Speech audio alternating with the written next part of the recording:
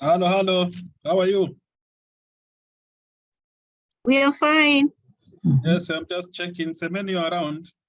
Yeah, I'm around. Okay. Chris, are you there? Are you online? Yes, doctor, I am online. Okay. That's great. Nipo. Mm.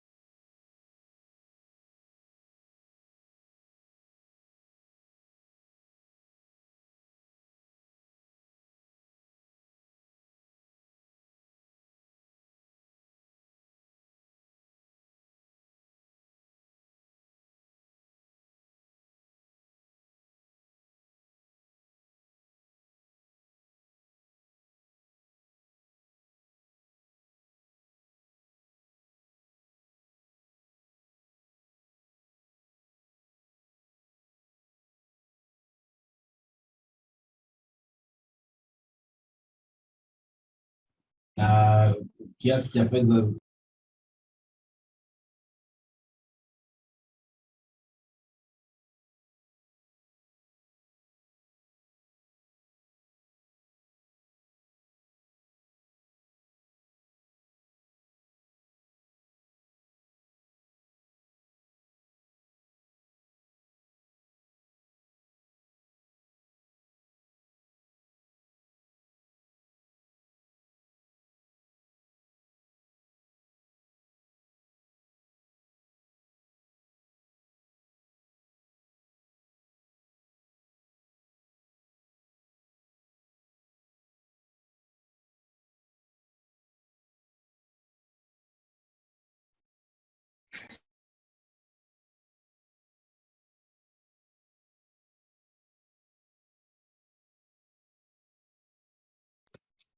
Hello, Chris. Chris. Yes. Can you share the screen? No, it is disabled. Yes. Hello, mkuu. Ndio. Ni Kiingereza inakuwa ni mix, lakini kuna kuoga na watu wa foreigner sometimes. Kwa hiyo Kiingereza inakuwa preferred.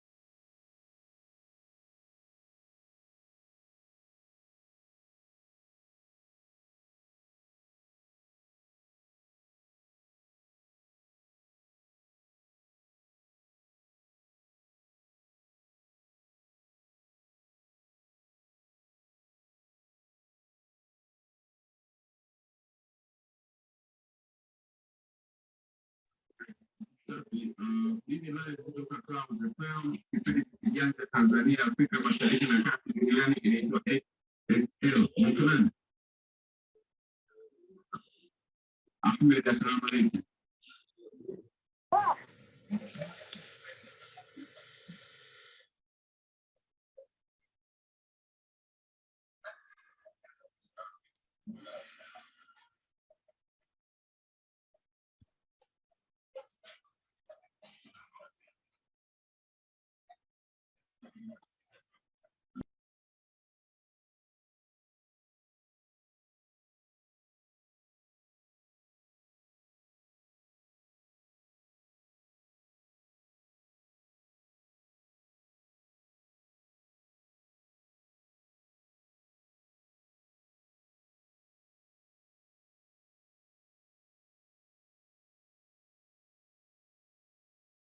This is James speaking. I'll be moderating this session today. So as most of you are aware, for this important master class dated today is related to the importance of data use in decision making. So we have three important speakers. Number one, we have Dr. Chrysogono Germany, who is the head of supportive supervision subunit from the Ministry of Health. He has a number of experience in quality management issues. He's a medical doctor by professionals, but also holds a master's program in monitoring and evaluations. And parallel to him, today we'll be also having an experience to hear directly from individuals who are implementing. Here I'm talking about the subnational level, the council level. Number one, we'll have Semeni Segala, who is a quality improvement focal person from Dar es Salaam City Council, who also speak and give the experience, but also we'll have another person that is going to speak today. That's Neema Msemwa, who is a district quality improvement focal person from Chamwino District Council. But before we proceed, we are privileged today also to have on board Dr. Grace Magembe, who is a Deputy Permanent Secretary Health at PORAC, who will give a welcome note, and thereafter we can proceed. Welcome, Chief, for the welcome note. Good afternoon, everyone. Good afternoon. Yes, thank you. Good afternoon. Yes. Good afternoon. For joining with us this afternoon. And let me say that I'm very privileged and very glad to be part of this discussion. And I'm very happy to see our frontline workers from Chamwino, from Dar es Salaam, City Council, okay, taking lead, yeah, in this discussion, but also Dr. German from the Ministry of Health. So I'm very happy, and I think this is the way to go. this is the best way that we can share experiences, but also learn together, all the way from the national level to the community level, health centers, dispensary, and district hospitals. So I'm very happy, and I'll immediately start. I was on safari, but because of the importance of this discussion, I had to stop at Gairo. So I'm at Gairo right now, on my way to Dodoma, back to Dodoma, but I'm at Gairo. So I'll participate, and then after we've done with our discussion, I'll proceed with my travel to Dodoma. So this is a very important topic, actually, I would say, and it's one of the topics that is very key in terms of the delivery of health services in the primary health care, but in the sector at large. And today we'll be really concentrating on the importance of data use in decision making, especially at the primary health care. When you talk of the primary health care, you're talking about the community, you're talking about dispensaries, health center, all the way to the district hospitals. But again, we know that in our sector, in the health sector, we are the people, we are the level that feeds all the information from the ground to the national level. So it's very important that we take it very seriously. So let me just start very quickly by discussing with you or sharing with you what really data is. When we talk of data, what do we exactly mean? So data is information. We all know that data is what? Data is information. So data constitute of facts and the statistics that are collected together, okay, for reference, but also for analysis. So this is data. After having said that, you realize that data is our life. Everything that we do in the hospital, everything that we do in our wards, in the clinics, when we go for outreach, in the community, in the immunization program, in the HIV program, everything that we are doing is all about data. And very quickly, let me just talk about the two types of data. So we have qualitative data and quantitative data.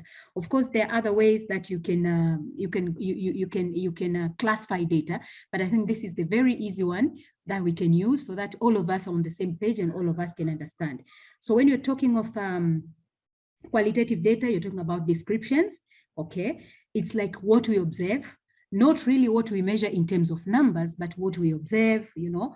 Qualitative data can be color, what you see, you know, can be smell. Like when you see your patient, whatever you see on your patient, that is also data because there is some information that is communicated to you. Whatever you smell, that is also data because it is information that is being communicated to you. Whatever you touch, how something appeared, that is all data. Okay, so you can see how data is important because we can also get data through our 5 senses, using your eyes, your ears, your touch, whatever sense that you have. You can also use it to collect data. But again, we have what we call quantitative data. So quantitative data deals with numbers.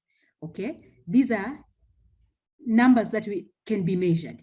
Okay, so talking of height, weight, length, etc., etc. So when your patient is there, when your patient is coming, you know, when you ask them their age, when you ask their sex, where they're coming from, when you ask their symptoms and you're feeling somewhere. So all those numbers, those constitute quantitative data. Even when you take measurements, let's say when you take investigations in the lab, in the radiology, in your HMIS system, what you see there is numbers. So that all constitutes quantitative data. But again, let's just remind ourselves, we have what we call primary data and secondary data, okay? The difference between the two is that primary data is the data that, you know, you collect it directly from the main source. So if I'm sitting in a hospital and I'm talking to my patient, the way we are talking, when I'm asking the chief complaint, when I'm taking, I'm writing down, that is primary data because you get it right from the source. And then when you store it in your database, that becomes secondary data because you can use it. Even the person who was not there when you're taking the history from the patient can come and use that secondary data and so forth and so on. But the most important thing is that when you collect data, it's just a number. It's just, it doesn't really give you anything else. But when you take that data, you process it, you do interpretation, you organize it, you structure it, and you present it. That becomes information. And this is the most important thing with data, that whatever data you are collecting, at the end of the day, what you need to get out of that data is information.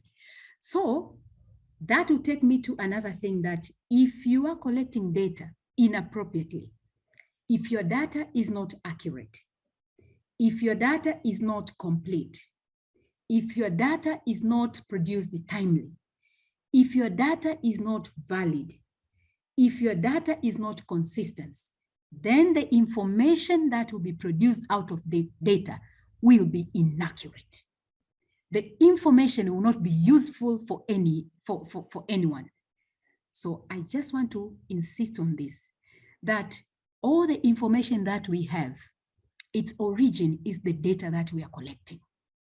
So this emphasizes the importance of the different characteristics of data, or the attributes of data. We're talking of completeness.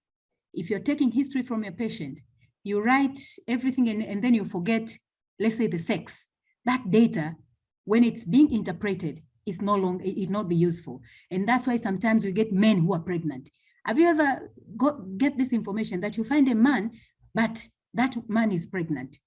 This is because that data, when it was being collected, it was not completed. And again, accuracy of data is very key. If your data is not accurate, then the chances are the information that you generate at the end of the day from that data will mislead someone. If you say, if someone has come with malaria and you enter the diagnosis of, let's say, hypertension or something, at the end of the day, you mislead everyone along the way. So accuracy of the data is also very important. If you say that this person is pale, this person has got a low HB, the interpretation is that this person has got anemia. That is the message. So if this was wrong, at the end of the day, somebody will be treated for anemia, which is not their problem. But again, another thing is a timeliness of data. So when you collect data, when do you make use of it, or of that data? If the data is collected lately, or if it is presented lately, then it will not have any meaning at the end of the day. So issues like consistency, your data has to be consistent. So all these are some of the characteristics of data that you're talking about, that at the end of the day will enable you to have the right information. Information for decision making. Information that is powerful to help you stand in front of people very confidently and say whatever you want to say. We are told, you know, data is data gives you power. Data gives you confidence, because whatever decision that you're making, whatever that you're saying, if it is not backed up with data, then it is as good as not existing. And globally, we are saying that now data is money. And I'm sure you'll agree with me. You must have witnessed how many researchers are coming into your facilities looking for data. That data, when they do the interpretation, when they do all the procedures that I told you, at the end of the day, it becomes information that you can get money out of it. You can publish, you can do everything, because data is not just a number. Rather, data now is money. So your data can give you money. And that's why it's very important that we collect the data and we keep it appropriately, because at the end of the day, that data can really turn from just numbers, you know, into money. So having said that, I just want to take you very quickly to what really has been done in terms of the various interventions and how we've been able to use data to make sure that we really take our health sector from one level to the next level. So I've done my introduction and I've talked about the importance of data, and maybe very quickly, why do we need data? That is the importance of data. So whatever we plan, we need data. If we want to do any decision making, like if you want to allocate resources, it could be money, it could be human resources, it could be medicine, it could be anything, you must have data. Data has to tell you where should you allocate the money. Where is the money needed more than, who needs more money than the other person? But even if it's medicine, which kind of medicine is needed where? Because the trend of diseases will tell you exactly which money should be allocated where. But data also help us in planning and resource allocation, as I've said. But again, data actually gives us strengthen our M&E, okay? Because if there's no data, how are we going to do our monitoring and evaluation? Yeah, because it's data that will tell us what should we do where. Like when we go to visit any place, what you're looking there is data. And it is that data that will tell you what should you do next. So the whole essence of doing M&E, it's because there's data somewhere. And it is that data that will indicate what should be done where and how. And data actually is also very important because it helps us to measure results. And this can be quoted from Obsner and Gabler, okay? They really did a study which showed really how can data help you measure the results. It is this measuring of results that will tell you whether you are failing or you're making good progress, okay? It is the data that will tell you whether you should reward if there's a success, or you should probably punish someone because there's no success. Yeah, it's data that will tell you, okay, this immunization coverage is going up. This immunization coverage is going down, okay? It is data. So data actually is everything because it is a demonstration of results, whether we are making progress or we are not making progress, whether we are failing, we are achieving, or we are not achieving. So with data use, I know all of you, most of you are implementing in the facilities or at public health level, at the district or regional level. You know how really data is very important when it comes to implementation of the various programs. Even the fundraising that we are doing, whatever, every fund that we get, whether from within the government or from partners, et cetera, it is the data that we always use. So it is a very powerful tool in terms of making us also do resource mobilization. So let's continue with the importance of data.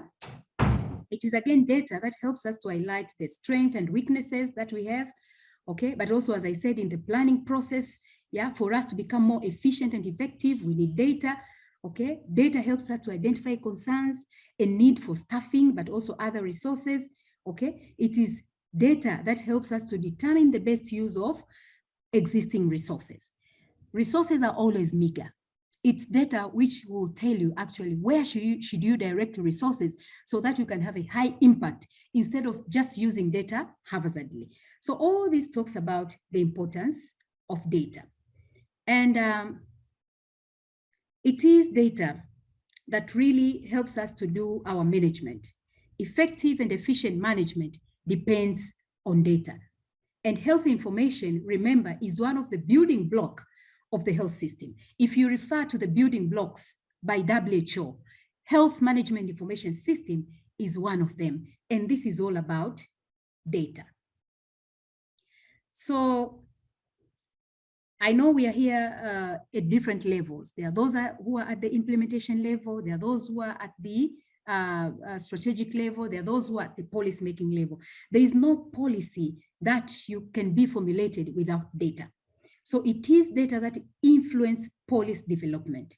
It is data that influence policy change. Without data, then you cannot do all this. So again, what I'm saying is that data at policy level can be used as an advocacy tool. It is data that will tell us, okay, in this particular place, the rate of HIV infection is going high. That is, the prevalence of HIV infection is very high. So for you DMOs, RMOs, medical officer in charges, and all other who are present here, it is this data that will really help you in terms of advocacy. When you go for high-level meetings, be it at the council level, be it at the ward level, be it at the facility level, be it at the regional level, be it at the national level. When you are going for advocacy, you must have data. It's data that will give you an agenda to take to the police level so that people can make decisions based on the data that you have. So, as I said, data is also a tool for advocacy. And it is data that will eventually help us in monitoring and evaluation. And evaluation. So you monitor, but at the end of the day, when you do evaluation, it is the data that will tell you whether your interventions have been successful or they've not been successful. And once you've done whichever intervention, you have monitored, you have evaluated, at the end of the day, it is that data you'll use to disseminate your findings. So you've already gathered your data, you've collected it, you've processed it, you've analyzed it. When you want to, it is that data that will give you the power to go and tell people, you know what? So in this intervention that you've been doing, these are the findings. The data will lead you to that. So whether the intervention was useful or not, whether the intervention needs to be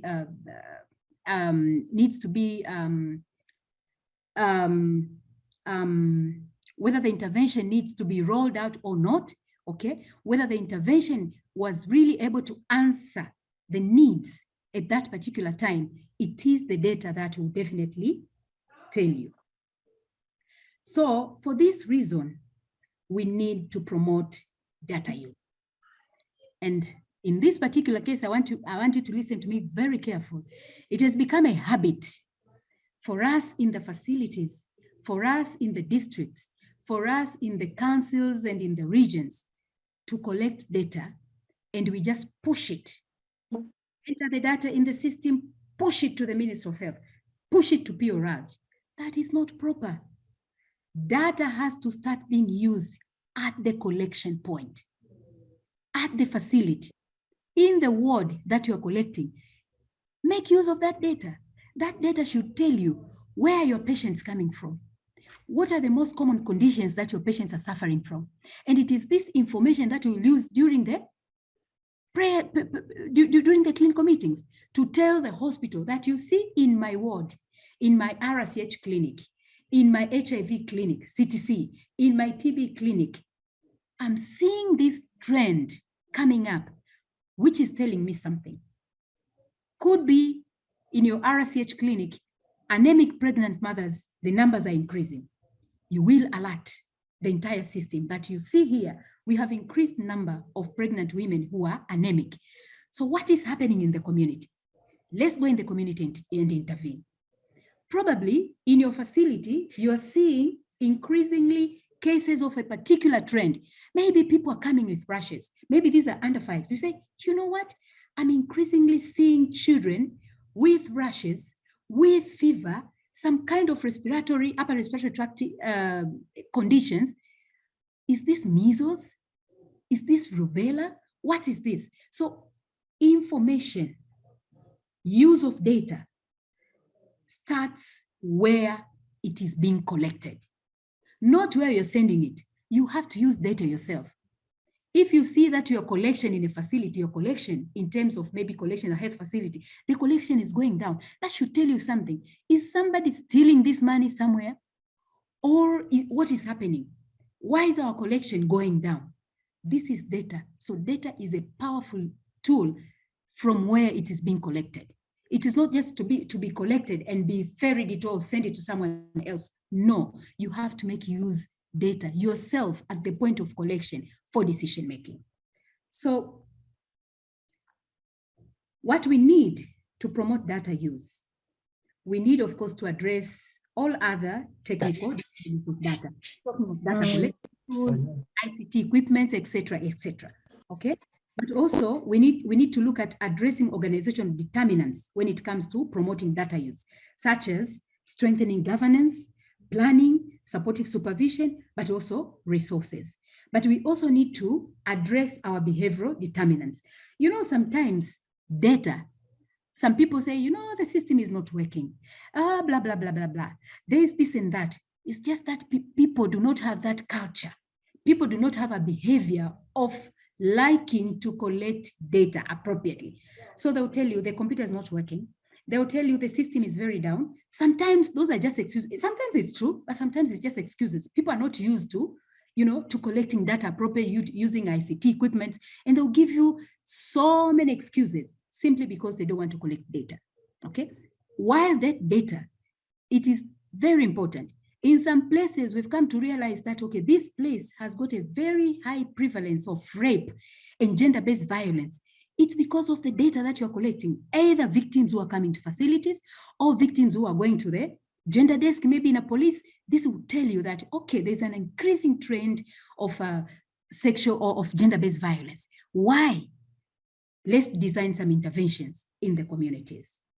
So actually, what I wanted to tell you is that data is very important, but for data to be very important, it all depends with how we collect it, how we store it, how we process it, how we do interpretation out of it, whatever information we get out of it, how do we disseminate it, and eventually, how do we make decision out of the data that we have collected. I know there has been a lot of initiatives within the President Office, Regional Administration, and local government in terms of facilitating or promoting data use. Yeah, we call them data use initiatives. Capacity building to staff, we've had a lot of capacity buildings, and this is something that is ongoing, okay? It's not something that you do on one day and you're saying that you're done. No, it's something that has to be ongoing.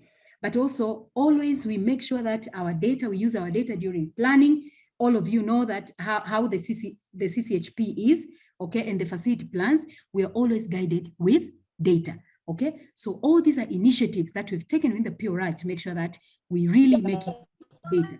Without data, you cannot do your plan, and you know the limitations we put in the CCHP.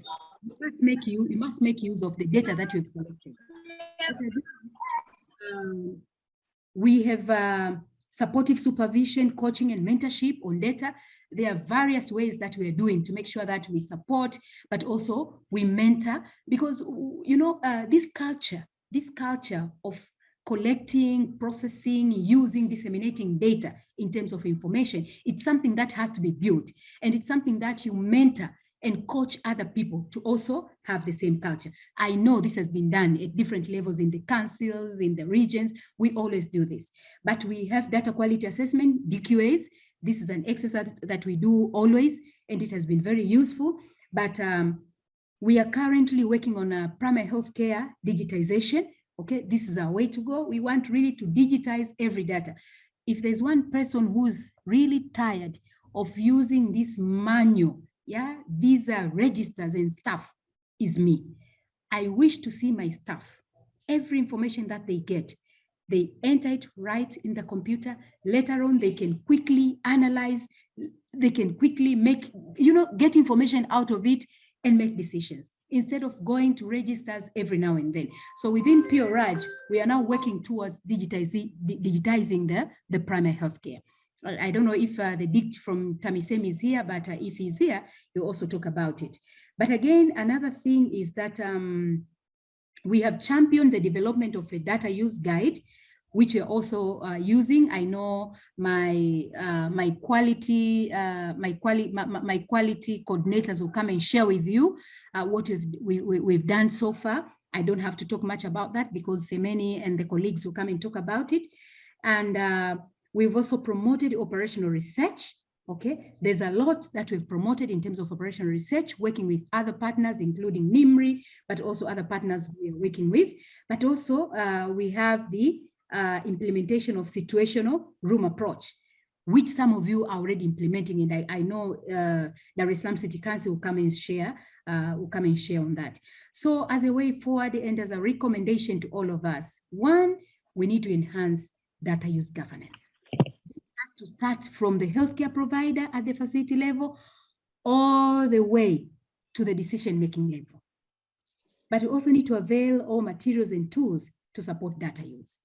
Hizi habari za we don't have a tool, that tool is missing, this one is finished, we cannot print, we cannot do that, we are losing data. But those who are already on digital platforms, they can always use those digital platforms to make sure that, you know, our data is well collected.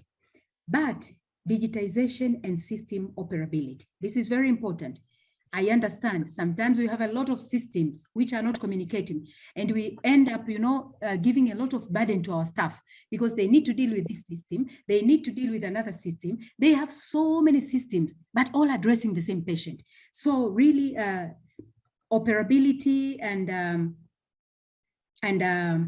digitization is the way to go. Capacity building, I cannot emphasize on this because capacity building should be an ongoing exercise. The workforce is changing every day. New staff are being employed today.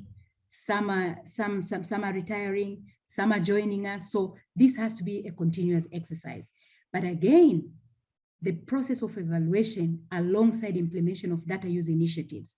Okay, once you start an initiative, it's not like you start and you're done.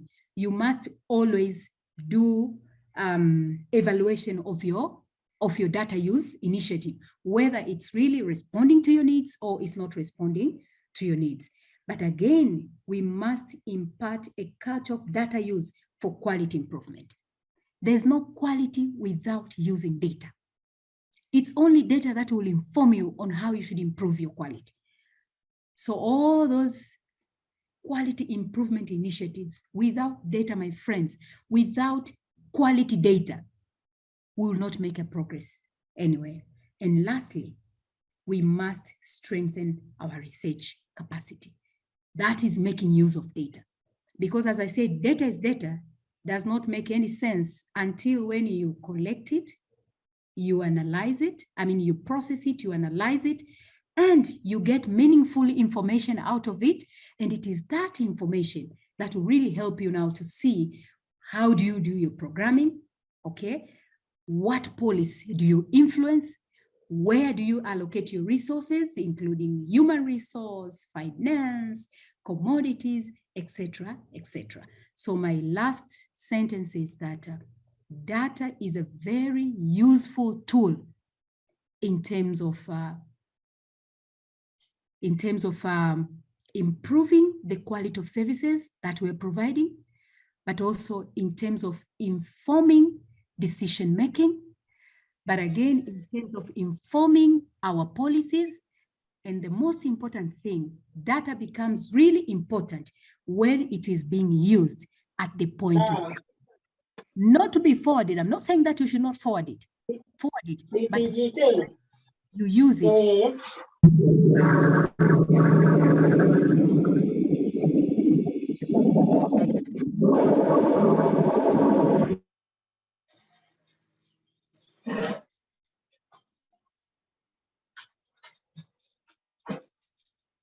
Asante, naomba tuendelee. Mimi nimemaliza. Asante sana kwa kunisikiliza. Asante sana. Thank you very much, Chief, for that wonderful presentations. Indeed, it has made our life today easier for the next presenters. Now, taking this opportunity to welcome the next presenter, that is Chris from the Ministry of Health. Already I introduced him. He's a medical doctor, master's monitoring and evaluations, but also with a number of experience in quality management issues.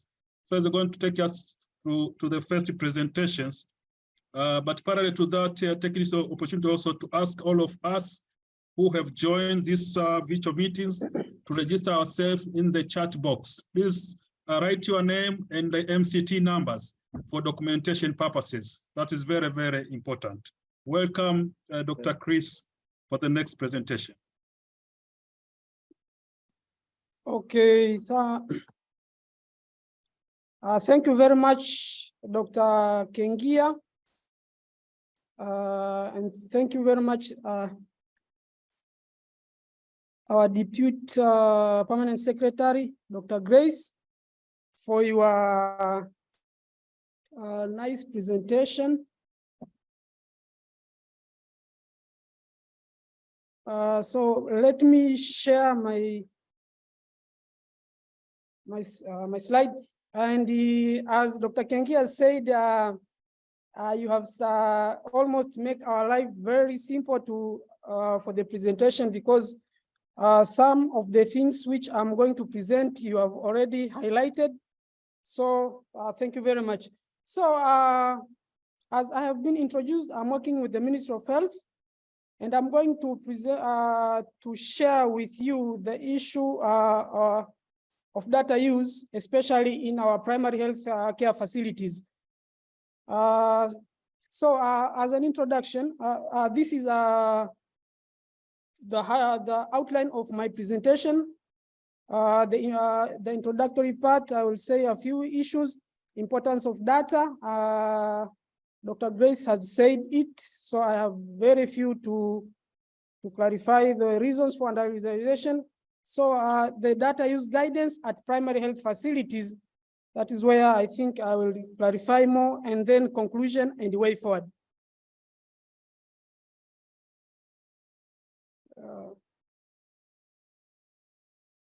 So when we are talking of data, we say data is a key component on evidence-based decision-making. So in every decision we are making, normally we have to refer to data. Even our mothers at home, when they are cooking food or whatever they are doing, they do decision to know how many people will eat today, or so that she can know the amount of food can be prepared on the same day. So data is the key component in evidence-based decision-making. The availability of timely, retrievable, and accessible data quality is the cornerstone of all health systems. So we should have data, and then we can make decision in all health systems.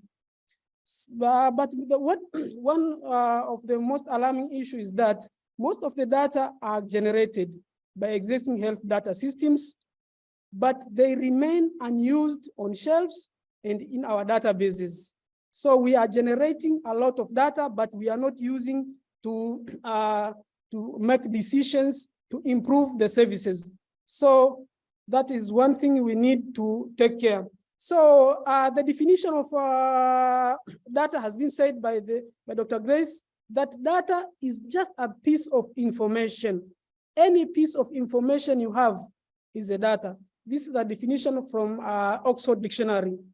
So some other peoples, they defined data as measurements or observations that are collected as a source of information. So data is a source of any information. So we have different ways of classifying data, but here we have also structured data that are structured. We have unstructured data.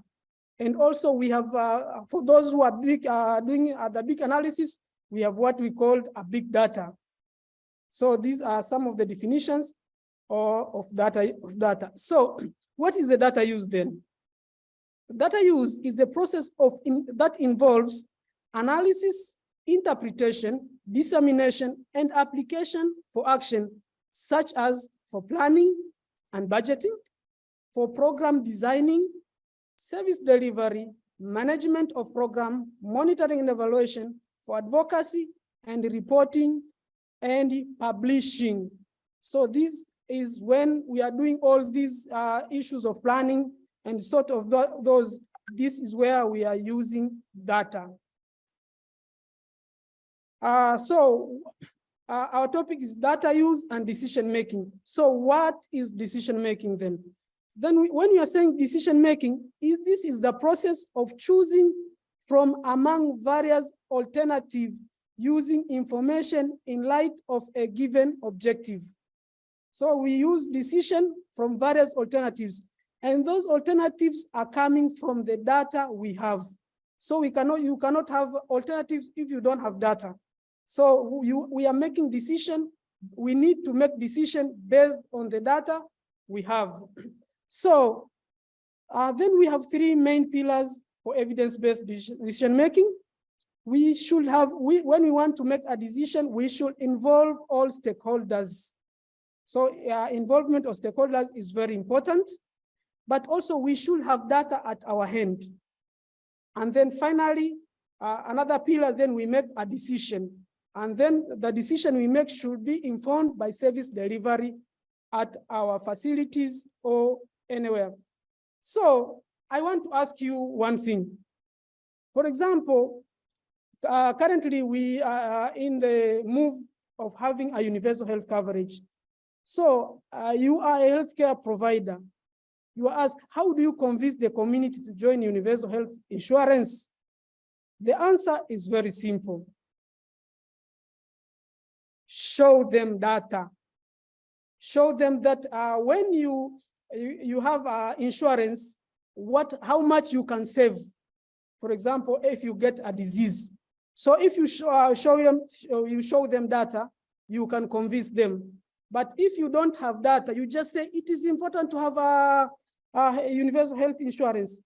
No one will understand you. Show them data, then they will understand you. So the importance of data, I will just pass because it has been said. So importance is, it is used for planning. That is a very important. If you want to have a good planning for resources you have, then you should have a data. The planning should be data driven. The other one is to gain efficiency and effectiveness. That is the importance of data. So the resources we have, we can use them effectively and efficiently if we have data. So that is very important thing to note. The other one, the importance of data is used to improve the data quality. What does that mean? So as the Dr. Grace has said, we are all normally doing these DQAs, data quality assessment, but we can know if the data, if we have data, we can know the data is has a quality or not. So that is one of the importance of data. Another one is to strengthen capacity of the staff. The importance of data, strengthen capacity of the staff. If we have data that maybe in our council, there are most of the our healthcare workers have no capacity of analyzing data. So you can use data to strengthen their capacity and the sort of those. To strengthen M&E system, this is a very important importance of data, and the M&E is all about data. And finally, we use data for, the importance of data is used for evidence-based decision making. So what are the current problems in using our data? So we have issues with our data from collection. Data are collected often of poor quality. Yeah, I think we can see in our Mtua books, normally people are not filling the data as they are, and finally, we cannot rely on data. So there is issue of poor quality during collection of data. If the data is collected poorly, even the use cannot be as we are expecting. There another in the term of processing, a large proportion of data are collected, goes straight to the national level without being used at local. And that is a very big problem. Normally, people are collecting data so that when it reaches on the 5th of every month, they just send to the council or to the national level without being used at the facility. So that is a culture which is not very good in the use of data. Another analysis, we are collecting a bunch of data. So much data is collected, but we are not analyzing, maybe due to skills or whatever the reason, but a lot of data are being collected, but they remain in the shelves or they just remain in the tour books and is not used to improve the service we are providing. The other issue is dissemination. There is oversupply of inappropriate data dissemination. So if the data is not collected, well analyzed, even the dissemination cannot be appropriate. Use of data is always available, but may not be used due to various reasons. The resources allocated to information systems are insufficient. And that one, I think, from our councils, you can see that. So what are the reasons for underutilization of that data? The first and the foremost is the culture, is data culture. We don't have the culture of using data. Maybe from our trainings and our environment we are living. Normally, we don't have a culture of using data. So that is the reason why always we underutilize the data we have. So as the medical officer in charges in our facilities, especially in primary level, we urge you to use the data, to have the data culture of using the data. The other is motivation. Normally, people are not motivated to use data. Maybe they are overwhelmed with work or whatever, but normally staff motivation is normally low, so they are not utilizing the data. Organization structure sometimes is unable to absorb the data collection or use. The other issue is lack of technical skills and the technologies we have. So some of the people may not have technical skills of analyzing, of dissemination, and other things. Also, training is not often done on regular basis to our staff or our healthcare workers. Unclear roles and poor information flow of the data use, but poor funding or use of M&E. As I said, M&E is all about data.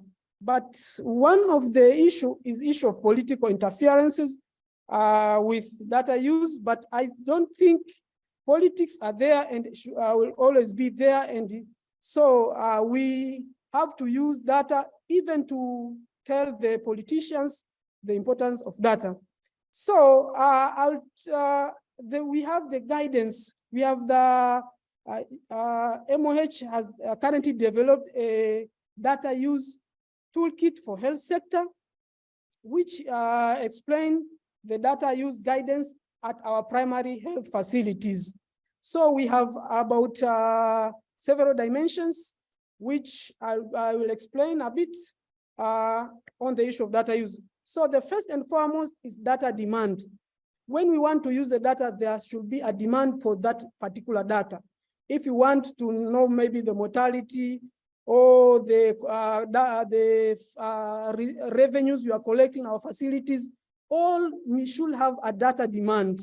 That is the first and foremost thing. And then if we want to facilitate data use, we should have data sources and the data storages. We have a lot of data sources in our facilities. We have electronic ones, and we have non-electronic data sources. So we should have those data sources, and we should identify where we are getting those data. And then we should have the data collection systems. And then our healthcare workers should have ability to analyze data. And then after analyzing, we should have the able to interpret the data. And then we have to present the data to the appropriate authorities. Can be to the community, can be to our directors or DMOs and any other appropriate authorities.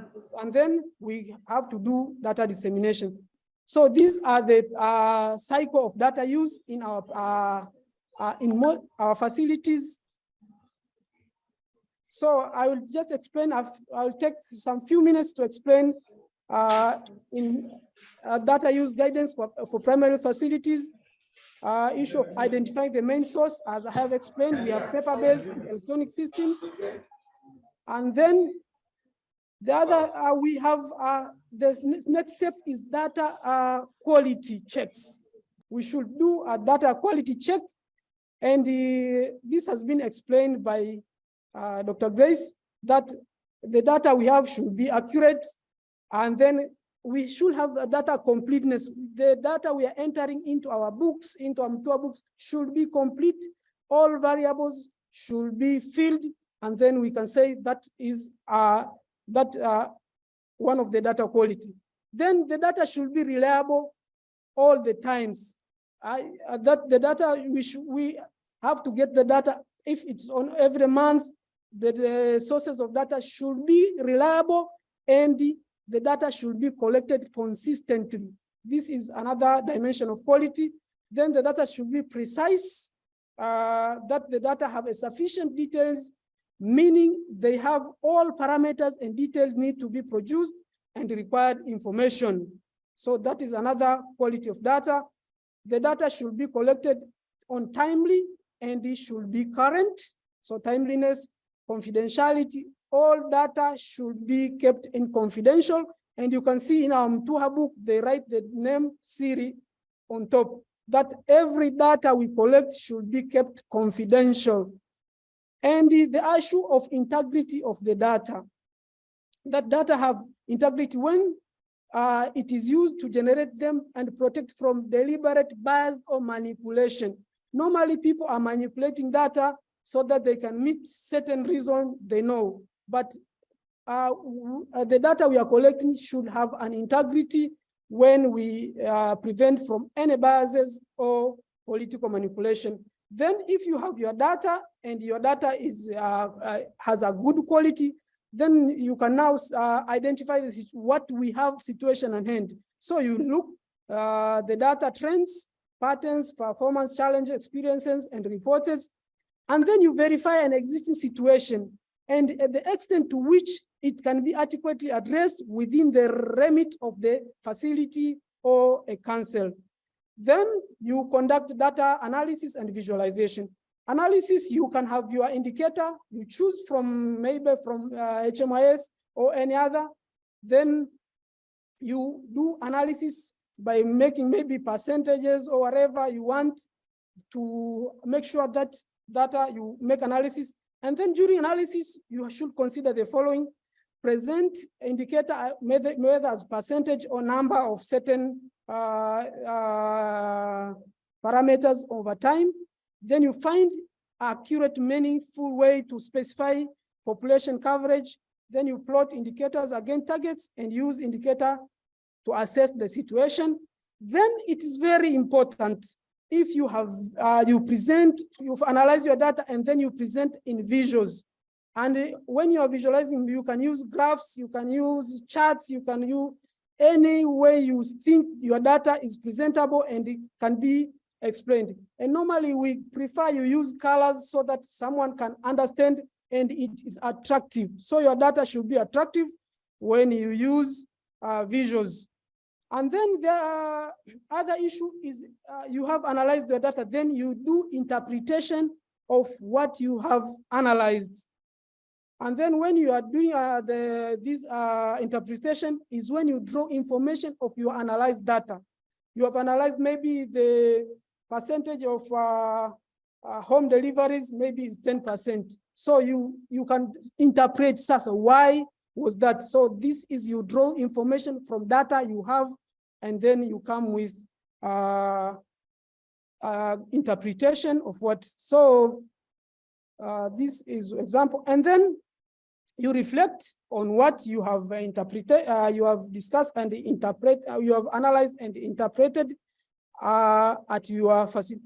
Then the first and foremost, when you are doing you discuss possible cause of the problem, you list them. Maybe there is a problem with data you have at your facility. So you list a possible cause that can guide you to develop a solution. So you list all the problems which your data has shown. So you list those problems, and finally you develop a solution. So you sit as a team, you develop, so what action items for implementation you are going to use. And normally we use this decision tool. I will share with you the presentation. You will see how the decision tool is used for developing a solution. And then finally, you disseminate your information by preparing, so you prepare implementation results in a summary form, such as dashboards, graph, report, and share with the stakeholders. And then you can use different challenges, as you can see from your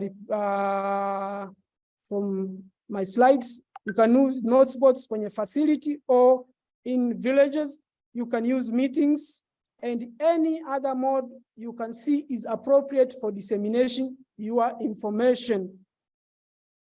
So let me show you some avenues. I think my colleagues will show. This is one of the situation room in Dodoma City Council, where they are using this for data use issues. This is one of the meeting in Dodoma, and this one is Temeke, the situation room at Temeke.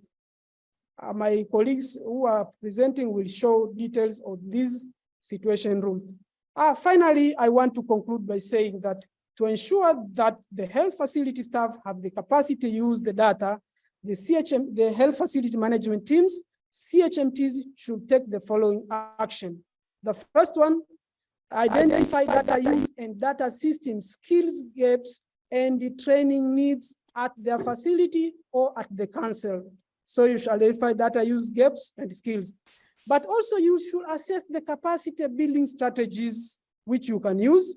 You can use either self-training, e-learning, peer training, or short courses that could be used to enhance data use skills.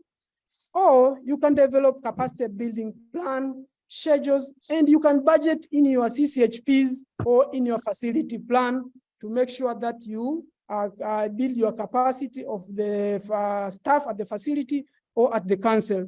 And then finally, you need to identify training resources that could be used by healthcare care workers for self-training or through peer training. I would like to conclude by saying data is like a garbage. You'll better know what you are going to do with it before you collect it. Thank you very much, moderator. I beg to submit. Asante sana na kazi iendelee. Thank you very much, Dr. Chris. That was a wonderful presentation. Indeed, it is related to some very key issues with regard to data use. So for now, I would like to take this opportunity to tell all the participants, please proceed in the chat box and register your names and your professional registration number. If it's medical doctors, you just register with MCT. If it's nurses, you register also with their professional registration number. That is very useful for documentation purposes. So now I'd like to call upon the next speaker, who is Semeni Shigela. Semeni Shigela is a data quality improvement focal person from Dar es Salaam City Council. She has more than 7 years experience working with the CHMTs. So she will really going to give a really experience with regard to what happened in the council under the data use concept. Welcome, Semeni. Please proceed and use it, please, around 15 minutes. Welcome. Thank you, moderator. As you introduced me, my name is Semeni Shigela. I'm a nursing officer by profession, working with Dar es Salaam City Council as a quality improvement focal person. I'm going to share with you on improving the proportion of HIV positive pregnant and breastfeeding women receiving HIV viral load testing in 9 councils from Dar es Salaam and Dodoma. So this is a program we are going through right now. In those councils, you see there Dodoma CC, Kongwa, Temeke, Chamwino, Bahi, Kondoa TC, Dar es Salaam City Council, Kinondoni Municipal Council, and Mpwapwa District Council. So we are having this project with the PORAG. Semeni, Yes. Semeni, sorry. Can you Yes. put in slideshow? Can you put in slideshow? Okay.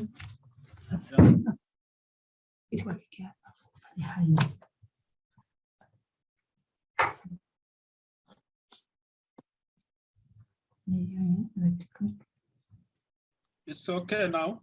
It's okay now. Yeah. Okay. Can I proceed?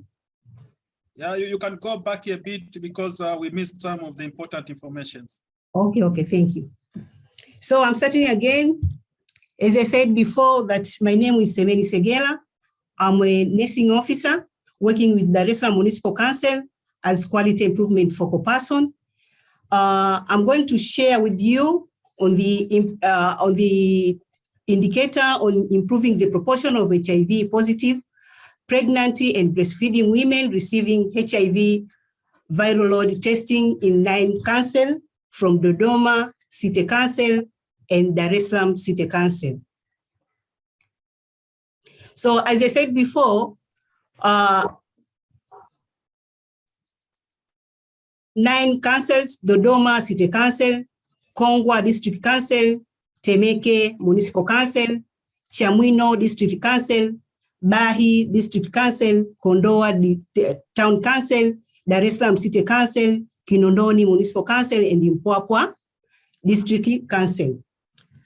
We are making follow-up on this indicator with close collaboration with PRH, Ministry of Health, and our implementing partner, Palladium, under Data FI, or Data for Implementation, under the support of USAID.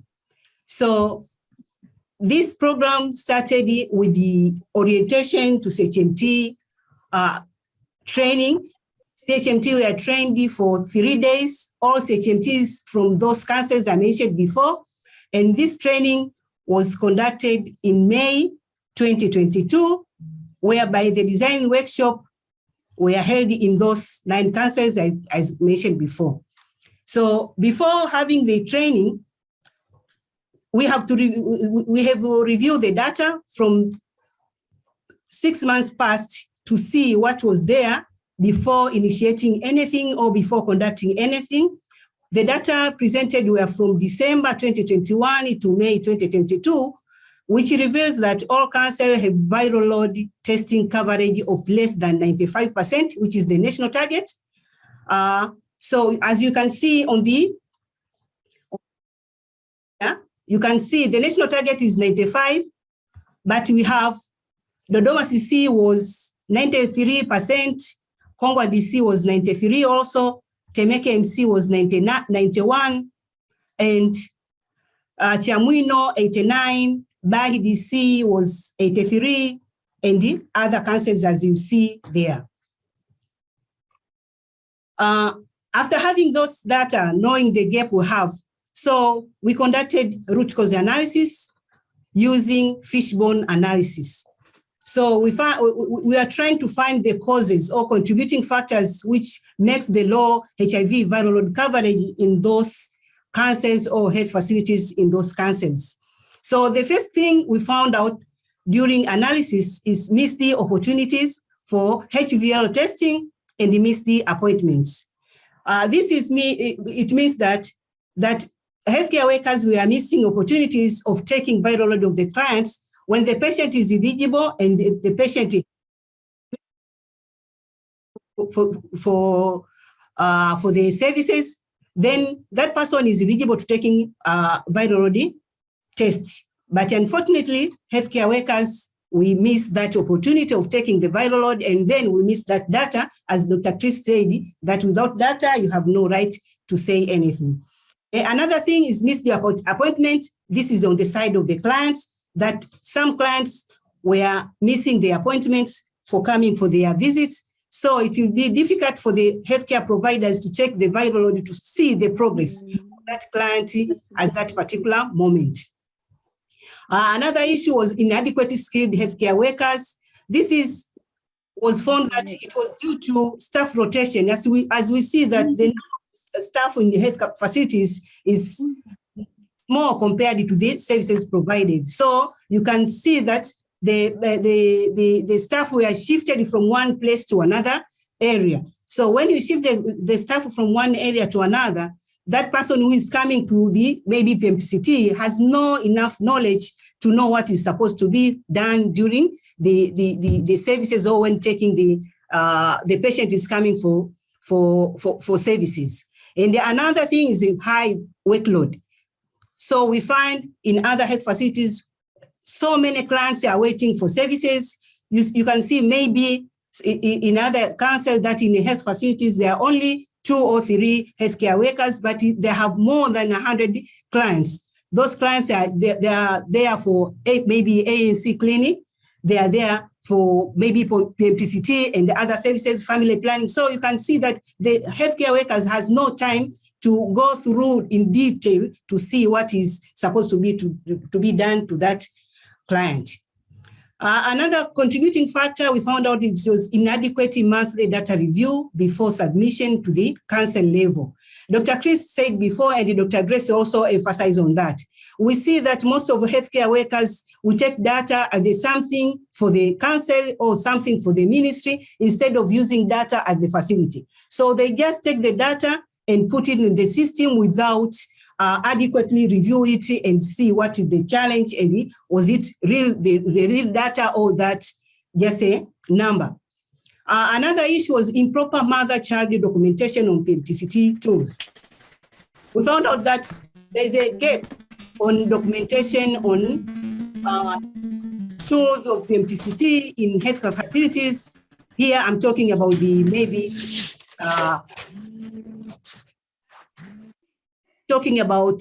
maybe the registers, the tally sheets, and the other documentation tools which are supposed to be used by the healthcare workers. So healthcare workers are not documenting it properly, so it will be hard to know what is exactly is there. Another issue is inadequate eligible follow-up for HIV positive, pregnant and breastfeeding women strategies of health facilities. So you can see some other facilities, they don't have strategies to make sure that when the clients are coming at the facility, are they, all the eligible clients, are they really taking all the issues, all the measures they are supposed to be taken? For example, taking viral load.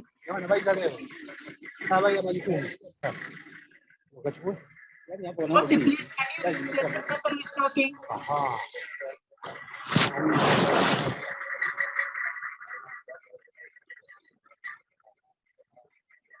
Sorry for interruption. So you can see another issue we found out that is inadequate.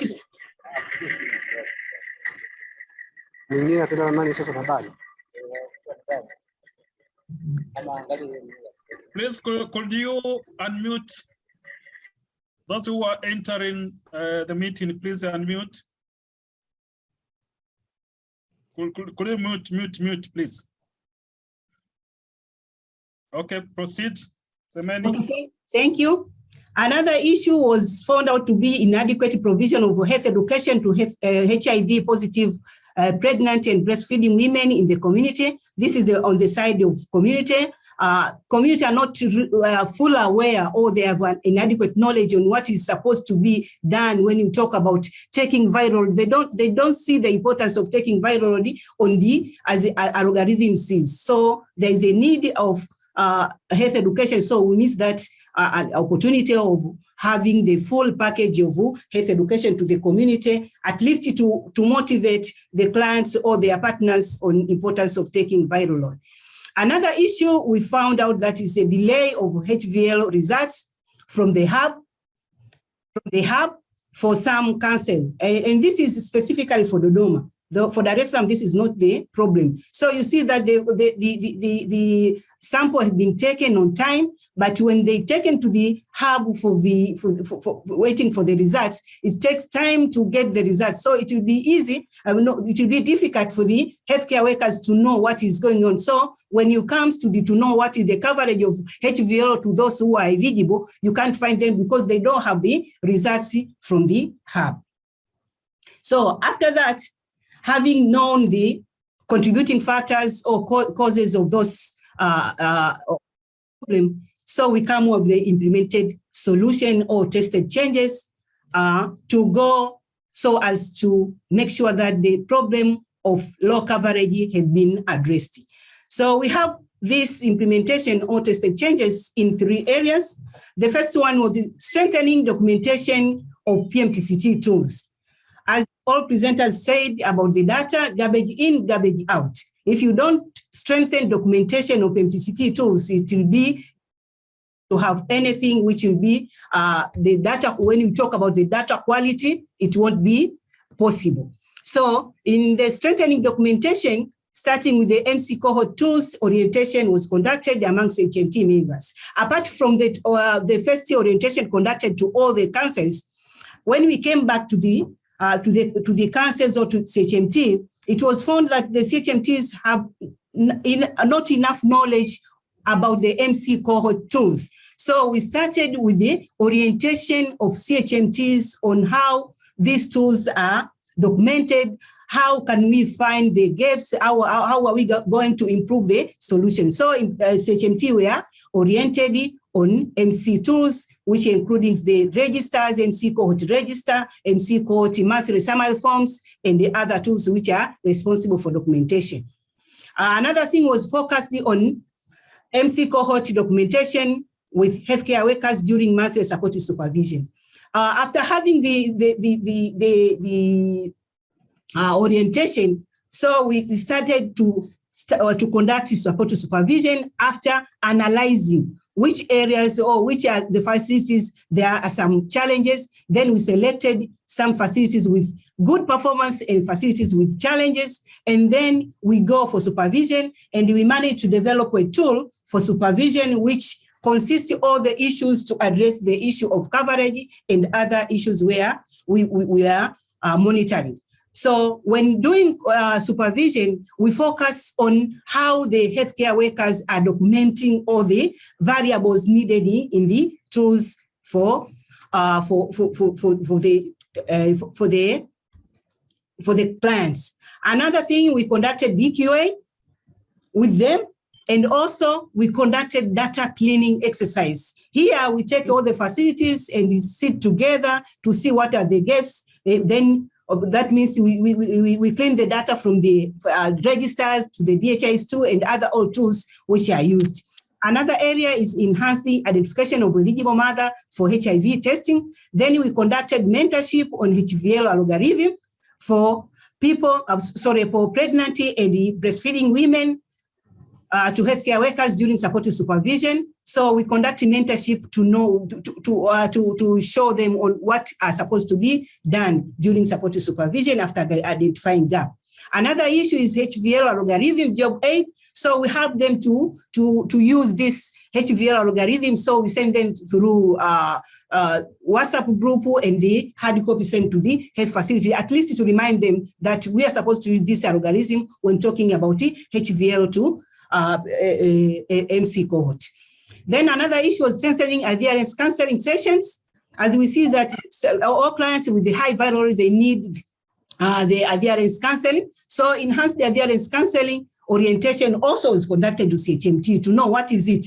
So you cannot go to the facility and start supervising without knowing what you are supervising. So CHMT, we are oriented on enhanced adherence counseling. Another thing, follow-up of clients' education topics and schedules. We make sure that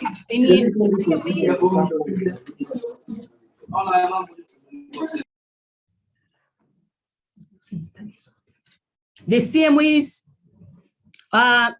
the CMEs includes the adherence counseling. Another issue is CHMT observed healthcare workers providing adherence counseling during supervision. When you go for supervision, if you find healthcare workers providing adherence counseling, then you sit with her or you stay with her and see how that person is conducting that.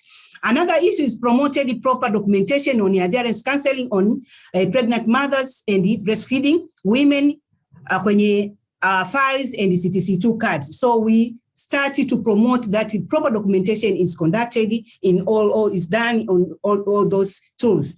So let's see what happens. As I said before, that the data, we take the data from 6 months back.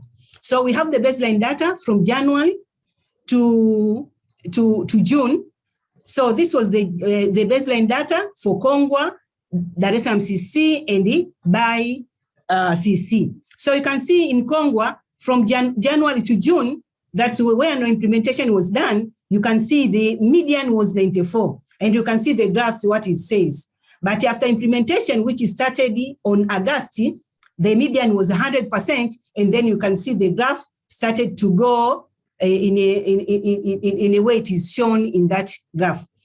These are the 3 councils at least show some improvement in these indicators outcome here of percentage of HIV positive pregnant and breastfeeding women receiving viral load testing. Then on Dar es Salaam CC, before the median was 78, and after, during implementation, the median is 86. Implementation started, as I said before, is August. This data is up to December. Then another council which at least shows improvement after implementing the tested changes we mentioned above is Bahi DC. You can see the median before was 60, and then during implementation is 71, and you can see the graph as it shows there. And this is the other council. As I said before, we have 9 councils. You can see the Kondoa Council, Kondoa Town Council, Mpwapwa, Chamwino, Temeke, Dodoma, and the Kinondoni Municipal Council. You can see they are coming up slowly, but we believe after continuing implementing these tested changes identified by the CHMTs, then we believe that it will reach somewhere where we want to reach, that is 95% according to the national target. Then, after having seen the results, we learned something. The first lesson we learned during implementation is the project had promoted data use and ownership amongst HMT and healthcare workers at facilities. Let's be open and speak frankly. Most of the time when you talk about HIV or when you talk about PMTCT, you are talking at the level of the council, you are talking about council HIV coordinator, you are talking about RCH coordinator. Other HMTs are just there, just to kuwasindikiza. We don't know what's really there. So this project brought about the data use that every HMT has the ownership among all the indicators we are following. This is brought by, because Dr. Chris shows before that there's this is situation room. In every council, there's a situation room whereby in every week, in a day, each council has its own day that we review all the data. That means all HMT who are there, including the supporting staff, talking about the accountants and supplies officer, we review data together and see what are the gaps. So when you talk about, when you tell somebody, let's go to the supervision, she or he knows what is supposed to be done. Another thing, we learned that capacity building to HMT members enable effective supportive supervision and follow up on PMTCT and CTC services. So capacity building was done to CHMT, and every CHMT was aware what is going on. I said before about the orientation on using of PMTC tools, using of enhanced adherence counseling, and other issues.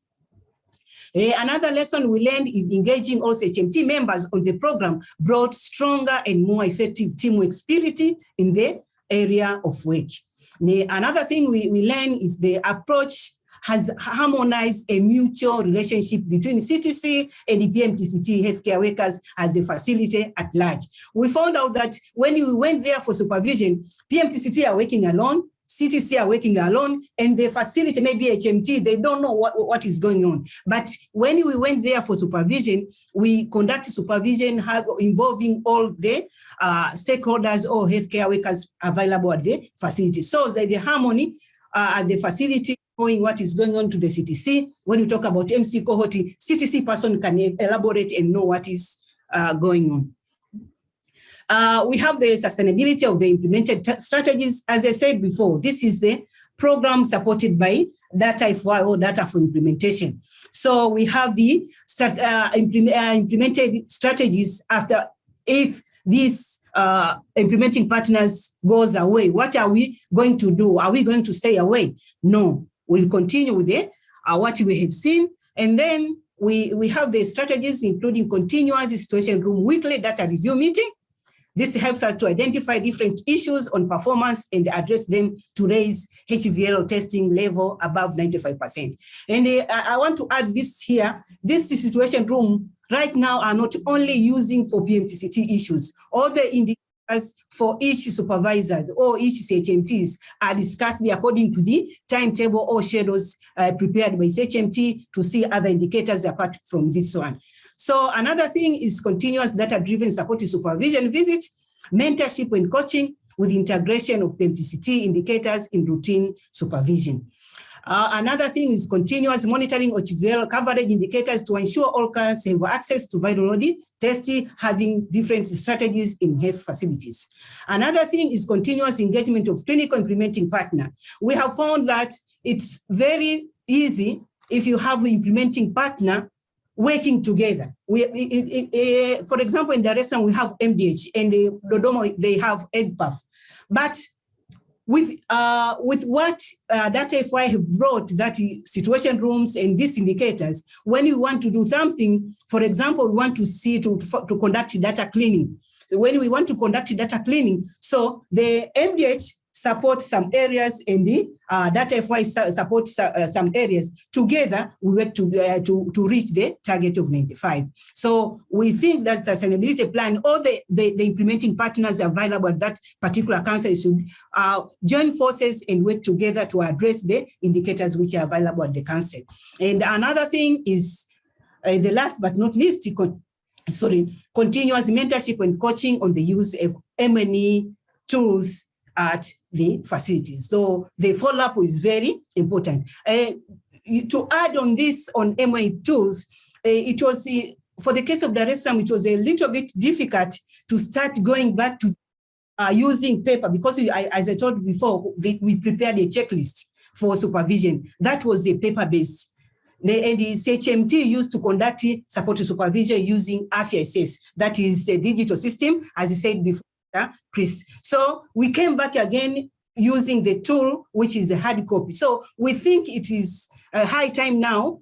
All these issues, maybe we formulate or we start in council to be harmonized and included in the tools or supervision tools available in the system. So it will be easy when conducting supervision. Now I'm talking about supervision conducted in Dar es Salaam City Council or other council, but you cannot see what was there. But if it is included in the AFISS and the facility is going to conduct supervision or CHMT conducted supervision, anybody from all levels, from national level to the facility level, they can see what was done, what was the gap, what was conducted, and so on. After saying that, I can conclude by saying this is what is happening in this 9 council, and we expect that this initiative will be scaled up in other councils in the country. Thank you. Thank you very much, Semeni, for that wonderful presentations. For those who are joining this virtual meeting, you have actually joined Tanzania Primary Healthcare Master Class, and the today topic is the importance of data use in decision making. So for now, we are going to have the next presentation that is coming from Chamwino City District Councils, from Benedetta Gabriel Petro, who is actually a council nutritional officer with more than 13 years.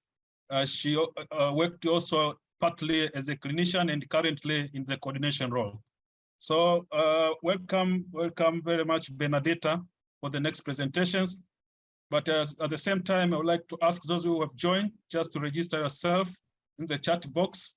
And I've seen one comment from Tabo that one of the caveats in terms of data use is also the issue of duplications.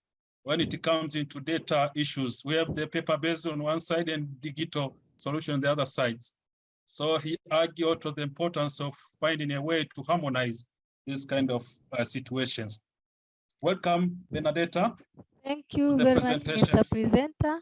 Can you allow me to share the presentation, please? Thank you. As I have been introduced prior, I'm here on behalf of Nema Msemo, who is the QI focal person from Chamwino, DC. I'm going to present on improving the proportion of HIV-exposed infant receiving HIV confirmatory test at 18 months of age, which is in representative of the 9 councils. In baseline data from the percent of HIV-exposed infant child receiving HIV confirmatory test at the age of 18 months, in June 2022, the data review of achievement of targets for HIV confirmatory test was conducted. And in the 4 data FY supported councils that were implementing the indicator, the average performance status for January 2021 to May 2022 ranged from 32% to 66%, all for below the national target of 95% for the HIV 18-month confirmatory test.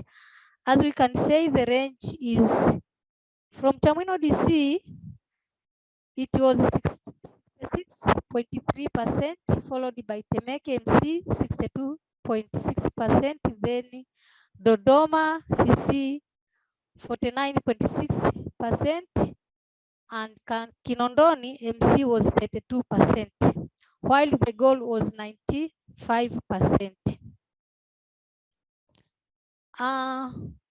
From that, when we look on an individual cancers, we can see Chamwino ranged from 55.6 during January 2022, then it went down to 41.2% at May 2022, while the goal was 95%.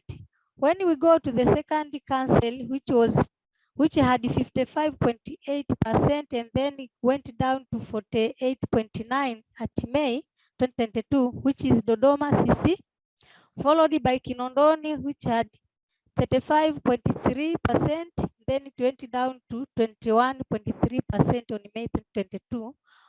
The like to Temeke MC, during January 2022, it had 64.4%, but downward,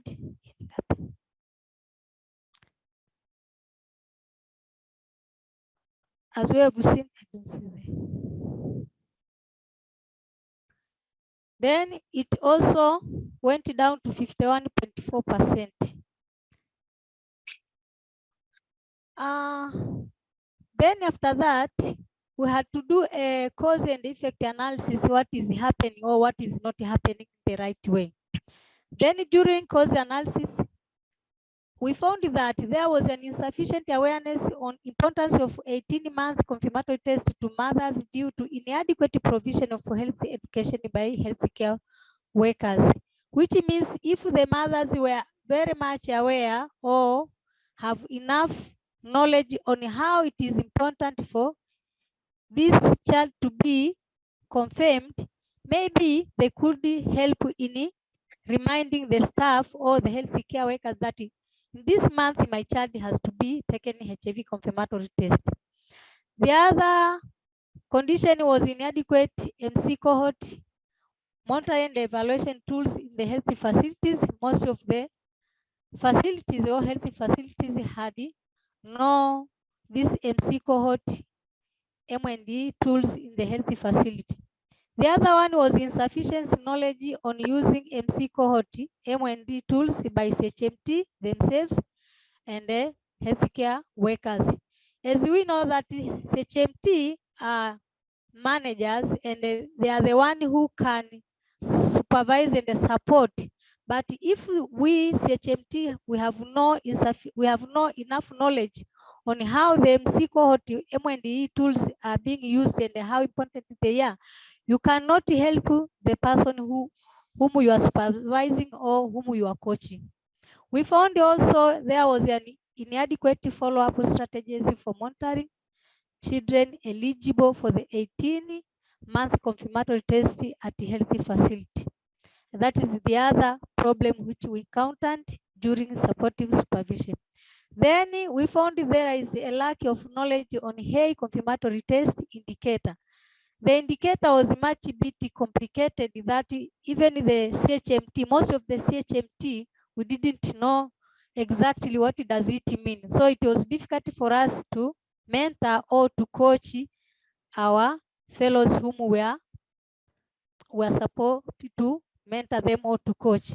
Then we went to implement and change ideas or actions. The first one was to capacitate and mentor to healthcare workers members on area of importance of confirmatory test at the age of 18 months The second component was proper documentation.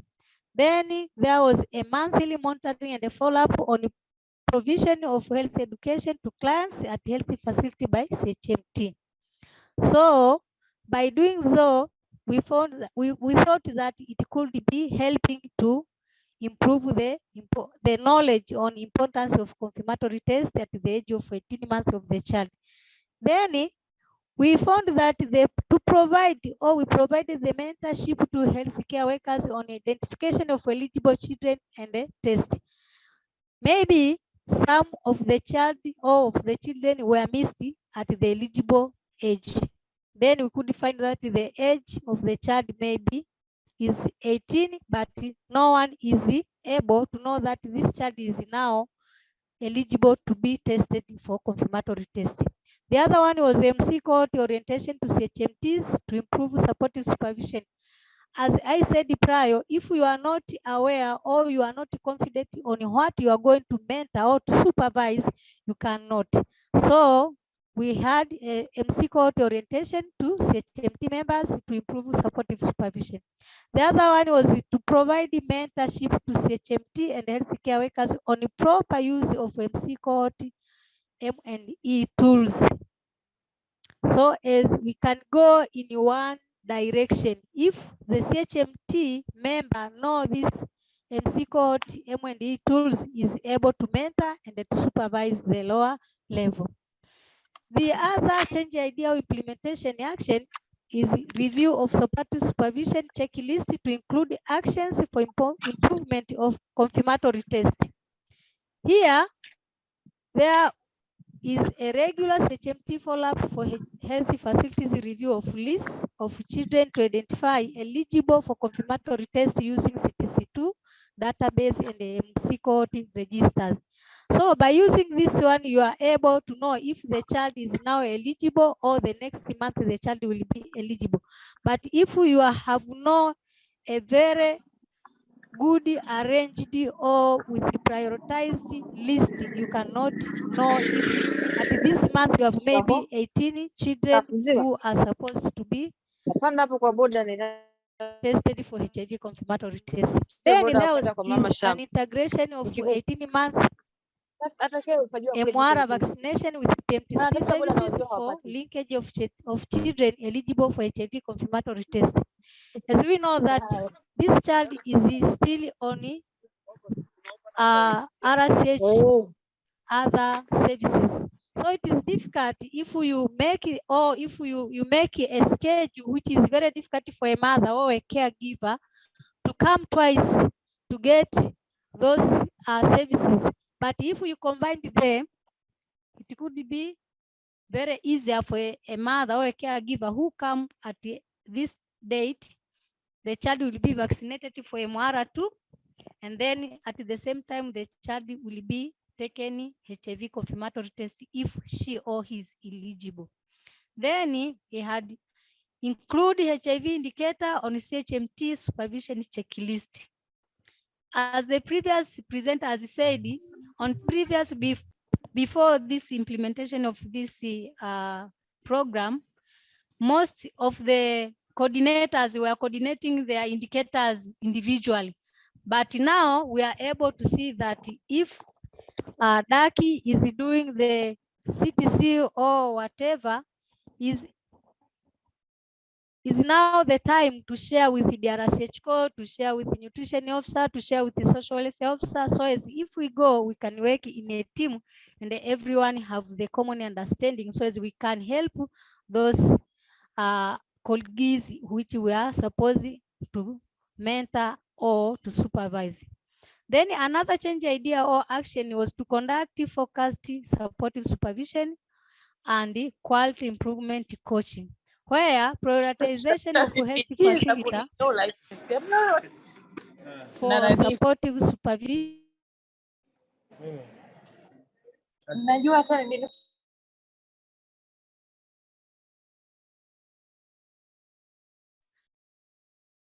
then there was the promotion or to promote data used during supportive supervision by sharing performance of the indicator for facilities to produce strategies for improvement. If we are not able to use the data, we are not able also to produce strategies which could help in improving the situation or the mitigation of problem that we countered. The other one was scale up of last desk checker on practices. While the fourth one was to prepare and call list of eligible clients prior to clinic visit. As I said before, if you know that in this February, I have 18 children who are eligible for HIV confirmatory test, you will be able to know if all clients are being confirmed or there are 2 maybe or 3 who didn't attend. So it will be easier to make a follow-up for those children. But if we don't have a list, you could not know if all children who are eligible have been saved for that services. The other one was monitoring availability of MNE tools and a provided tool. So we found that monitor availability of MNE tools was also a good point if we can monitor on use and prioritizing of how to use and how to get the information from those MNE tools.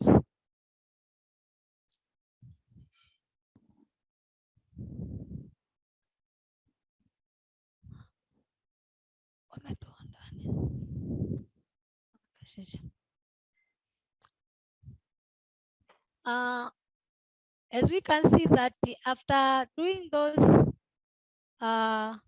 strategies or action plans, then there was a result or outcomes of implementing strategies. As we can see, the average of the June to December 2022, we have Temeke MC with 72.2%, while Chamwino DC had 63.6%, and Dodoma CC has 56.7%, while Kinondoni MC has 54.9%. But when we go back or we go to the next, we found that the percentage of HEI confirmatory at the age of 18 before the intervention of the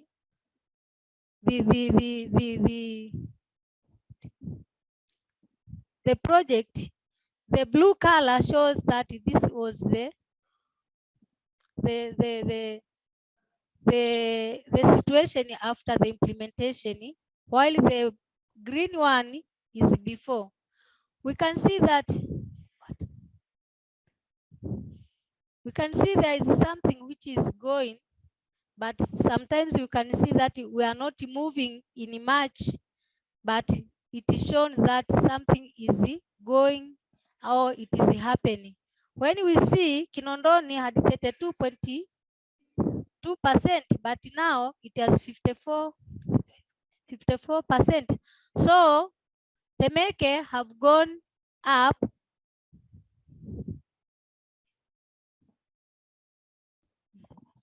Temeke have gone up for about Kinondoni 22.7%. But Dodoma CC had 49.6 and now is in 56.7, so it has gone up by some few percentage. Like to Temeke, Chamwino DC, although Chamwino DC is not growing very well, but we can see what is happening on Chamwino. Before we thought that if we had Chamwino had 6.3 and then it is 63.6, we could maybe imagine that maybe Chamwino could be at near the point of the national target level, but not that. Then we have got the presentation of linear chart, which shows the percentage of HEI receiving HIV confirmatory test at that age, which is versus the target between the January and the December 2022. As we can see that the goal is 99, but up to this time, no council which have been reached the goal, but we congratulate our colleague from Temeke MC who have done very much a big improvement, which is from 64.4 to 89.3. But we can see from Chamwino, the goal is 95, but it was on April where Chamwino got the number of 160%. This is an outlier, and we will see what happened to that. The same to July, Chamwino scored above the national goal, but it was an outlier also. And we can see that if it is going down now, on November, Chamwino scored 47.1%. But what it shows that before the implementation of the project, most of the people, the healthcare providers, were taking the data, but we are not very much sure of what they are taking. But after the implementation of or during the implementation of the project, we found that now people are knowing what they are going, no matter how they are not moving very fast, but they are moving in the right track. The result trends for numerator and the denominator is that has been shown. When we see from Chamwino, we can see the linear charts are a bit very close to each other compared to Temeke, although things are moving, but it seems that in Chamwino things are going in a very positive way, I can say, because these lines are very near, although sometimes we are very close, near to the same percent. That is because when we were doing the implementation of the project, things we were doing, and sometimes we went back, sometimes we went up, because there were some changes or challenges that were found or were faced during the implementation of the project. Also, in our colleague Dodoma CC, they are doing well. Kinondoni, but we can see that from the beginning, the gap between the number of numerator and the denominator were very, very far from each other. But now, at least from November, they are moving in the, we can say, in the close relation, which means that the project is now implemented in the way that people are now understanding of what. Prior to the implementation of the project, we were moving, but we are not very sure of what we are moving. But now, from November, December, maybe we can see during January, we can see that people now are understanding. That is why you cannot see very much gap between the denominator and the numerator of the indicator, which is measured.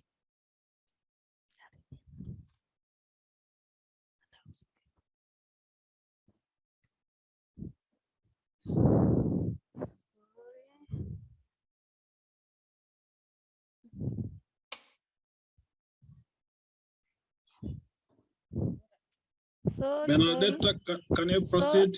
Yeah, I counted something very unconducive, but I'm going to move now. Here, we are now going to see the experience from Chamwino during implementation of the project.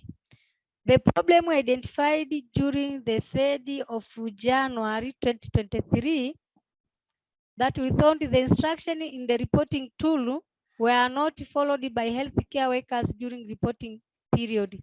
That's why we can see in April we found Chamwino had 160%.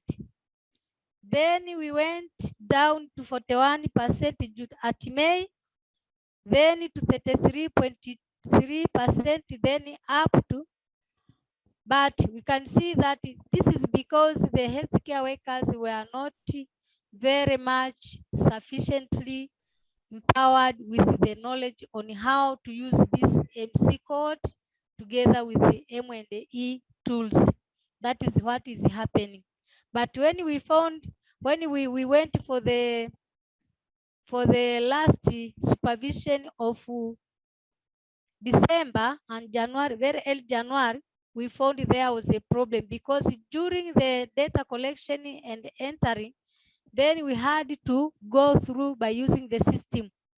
The DHS2 together with the IMES, then where we found the difficulty was there. What was done that then the CHMT members plan for supportive supervision. We took only 10 healthy facilities, which was done during 9th of January, whereby the CHMT worked with the MC coordinator and healthcare workers to review and they provide mentorship and QI coaching, reviewing register, collect report, compare with the previous report.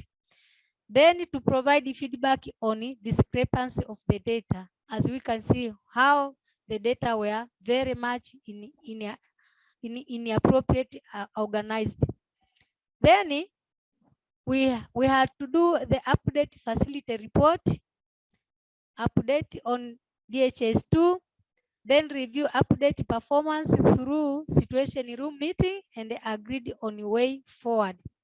The next step from February is to continue with the exercise in all remaining facility in phases that the healthy facility identified with the data quality issues have to be mentored and supervised in terms of phases. But during the implementation, we had a lesson learned whereby the availability indicator in DHS2 needs HMTs to be very much well-oriented for them to monitor performance properly.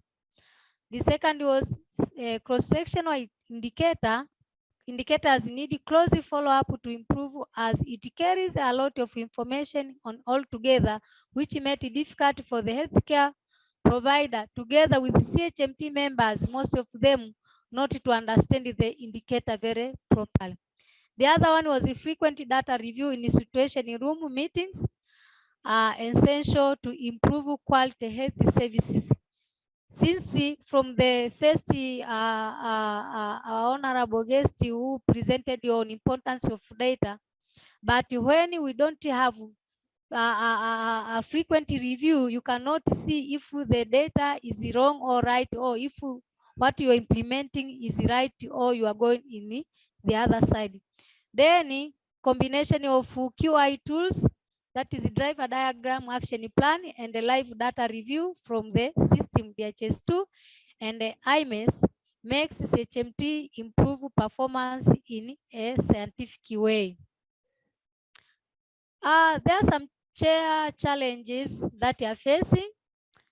First of all is inadequate knowledge and the skills on the use of MC code M&D tools. The second one is the indicator of HIV confirmatory test was not well understood, especially what is the meaning of the denominator. The other one is inadequate MC code M&E tools at facility level. Some of the facility level had this M&E code, MC code M&E tools, but the many of the health facility has no this MC code M&E tools. The fourth one is due to the definition of the indicator and how it is calculated. Sometimes the proportion of over 100% or undefined, as the numerator is not considering the same children tested in different age, rather is considering currently tested children who are below 18 months at the reporting month.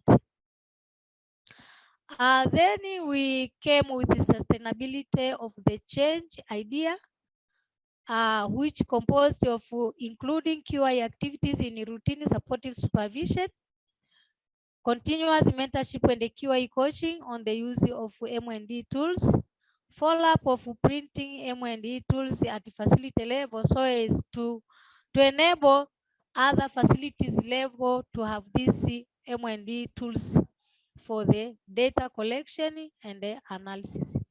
The fourth one is continuous work plan review and a regular data review to sustain or improve the actions that contribute to performance improvement. Thank you very much. I say that I can submit the presentation. Thank you very much, Benedetta, for that very important presentations. Ladies and gentlemen, those were the presentations from our presenters. So we had privilege to have an opening remarks from Dr. Grace Magembe, DPS Health, at the President of C Regional Administration Local Government Authorities. And then we have Dr. Chris Sogono German from MOH, Ministry of Health Tanzania, who gave also a presentation. And also we deep dive to the subnational level, where we had Semeni Shigela from Dar es Salaam City Council and Benedetta Gabriel Petro. So I understand that you have some of the questions or some comments. Now this is the time. Our time now is, we'll have around 20 minutes before we close. So if there's anyone who want to really say something like a comment or question, I see Lillian has raised his hand. Please proceed, Lillian. Karibu. Okay, thank you, moderator, for giving me a chance. I'm Dr. Lilian Mbuni. I work with Temeke Municipal Council. May I go direct to the points? Nawasalimu kwa jina la Jamhuri ya Muungano wa Tanzania. So my first comment is no data, no right to speak. So we need to have data so as to have rights to speak in front of people. Another thing is the use of data ownership. Each member of the facility or CHMT, they are encouraged to own data, to know data in fingertips. Another issue is, may we use this knowledge obtained today to do good in malnutrition, non-communicable disease, and gender-based violence. We should know where to get data of malnutrition. We should put proper data of non-communicable diseases and also to keep good data on gender-based violence. Another input, we are talking of One Health nowadays, that the facilities will work with all institutions available around the facilities to make sure we do One Health. So we should always get data from CHWs, traditional practitioners, from churches, from watendaji wa vijiji, from watendaji wa kata, from afisa kilimo and all other institutions surrounding our facilities in order to get true data. And yeah, the other issue is without good data, we will make plans which won't address our problems. So during planning, there is the issue of majedwali. People should use true data so as to do plannings which will make us move forward.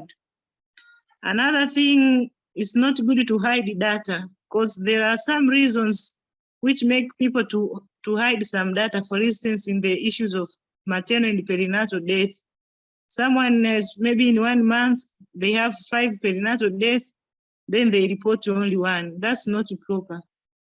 They should be addressed, all the issues, so as we can solve the problems. Another issue is, may we use clinical meetings and the CHMT meetings as the platforms for data sharing. And I discourage monopolization of data, because when the issue of data sharing, it will help us in making plans which solve our problems. My last comment is, we can use data to know the projections, maybe of medications we need from the MSD and the prime vendors. For instance, in the locality, we get the true data of exempted patients, maybe with the sickle cell or with the epilepsy. We get a true number of old aged people. We'll get the we'll get the data to help us in ordering medications to cover those people with the particular diseases. And also through data, as we are told, data is any information. So when we have true data and information which are complete, it will help us to do good. And during clinical auditing, we want to get audit queries. May I arrest my comments? Thank you. Thank you, Dr. Lillian. So I see Dr. Magere. Please proceed if there's a question or comment. Karibu. Asante sana moderator na presenter for very nice and a very good presentation on data use. My comment is when you move to lower health facilities, ukimaanisha health center pamoja na dispensaries. So the main objective of primary health care ni imejikita kwenye health promotion na preventive, ukiachana na curative, rehabilitation na palliative ambazo zinafanyika katika hospitali kubwa, tertiary hospitals na regional hospitals. So ukiona kama huna data, huwezi kutimiza majukumu mawili ambayo ni health promotion pamoja na preventive. Kwa mfano, unaenda kwenye vikao vya vijiji, huwezi kuambia kwamba trend ya wagonjwa wa sukari wameongezeka kwenye kituo au wagonjwa wa pressure wanazidi kuongezeka kwenye kituo kama huna namba. So it's a very high time we use our data in an informative way that it will become beneficial to our society which we are serving. Again, when we move to lower levels, health center dispensaries, so forget about the regional hospital, district hospitals, ambazo zenyewe kwa sasa ziko digitalized kwa kiasi kikubwa and they have enough human resources and expertise. Kuna centers zingine ambazo unakuta bado GoTHOMIS haijaenea na bado masuala ya data use na data interpretation DQA bado ni tatizo, watu hawafanyi. Kwa hiyo that's why unakuta kuna takwimu zinacheza sana kwenye mfumo wa ordering ya dawa pamoja na DHS2. So I think it's a high time now sasa tukubaliane kwamba to appoint data DQA focal person kila health facilities, dispensary pamoja na health centers, na hawa watu wawe mentored on how to value data and to use data. That means wakati wanapokuwa wanaandaa data kabla hawajafeed kwenye DHS2 mwisho wa mwezi waweze kufanya DQA. Lakini hawa watu hawezi kufanya DQA nzuri kama hawajawa mentored na kupewa elimu how to conduct that. Inamaanisha sasa serikali imetoa mentorship kwa HMT. Sasa hivi sasa tunaenda mpaka kwenye primary health care chini. Inatakiwa tuweze kuwamenta hawa focal person. Tuwamente na tuonyeshe how to conduct those a very good DQA monthly. Ili kwamba tuweze kuwa na takwimu nzuri. Alafu issue nyingine ilikuwa ni issue ya GoTHOMIS in general. Hapo Dr. Grace amesema anachukizwa sana na paperwork. Of course paperwork ni kitu ambacho kinawachukiza hususani madaktari na wauguzi na watumishi wote wa afya. Lakini ukienda sasa hivi huku utakuta katika hospitali ya wilaya, vituo vya afya, utakuta daktari amekaa na GoTHOMIS kwenye, anaingiza mgonjwa kwenye GoTHOMIS na mklaki kwenye GoTHOMIS, lakini yet anarudi kuandika kwenye mtoa. So mimi labda niulize tu, what's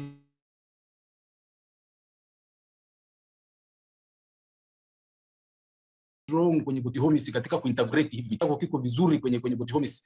Kwa nini tusiache masuala ya paperwork tukajikita kwenye mifumo ambayo inaweza kutusaidia katika data analysis, hata katika uandaaji wa ripoti pia tukaondokana na masuala ya paperwork? Naomba kusubmit. Asante sana. Asante sana Kasanga. Thank you very much Kasanga for those more of comments and the questions. Now I go to that was Magere. Kasanga, are you there? Karibu. Yes, thank you, Mr. Moderator. I'm Kasanga from DataFi Dodoma. My comment goes directly on the first presentation, which was talking about the data source. The presenter talked a little bit about the primary and the secondary data source. my concern is on the primary data source. I think we should get a point to discuss and understand that the basic of our data is from the primary data source. So the question to ask is, do our people have do correct and obtain accurate and clean data, in the sense that do they have proper knowledge of how to fill the registers and the necessary tools that help us to collect those data? Because my thinking is that without strengthening the primary data source, it will be very difficult for us to assure that the data we have in the primary and the secondary data source are accurate and of the kind of vision that we want to obtain. So my comment insists on making sure that we provide a relevant and a very good orientation on the tools and the registers that are being used to collect data at the primary level, so that we are in the position to obtain clean and accurate data. Thank you. Back to you, Mr. Moderator. Asante sana. Thank you, Kasanga. That was very good comments. So lastly, we'll have a comment or question from Dr. Matindo. Matindo, welcome. Thank you, Dr. Kingia. First of all, I would like to congratulate everybody, every presenter that have presented. It is really good information that we have received. But as far as our title, the presentation, the data use in decision making, that is the importance of data use in decision making, I would like to have few comments on the how do we use in decision in making decision for some of the issues that I would try to highlight. Majority of the presenters have pointed on the how we can effectively improve the service delivery in the through proper use of data. But I will try to go through the other parameters in the 6 WHO building blocks. First, to be the access to the medicine. I have some question. I'm wondering if the decision to finance the health facility through MSD, that by the government sending money to MSD and not directed to the health facility, was really based on data. Anyway, it might be by the time of the decision making, it was based on the available data, but I think there are some issues that we need to revise the decision. Instead of financing the MSD, I think there is a need now to sit down and revise, think of financing directly to the health facility and not to the MSD. What we should be advising to the government is that the MSD should be given as a capital, but at the end should be left to compete with the market, so that at least we can try to improve what it is happening. But another thing at the same point in the access.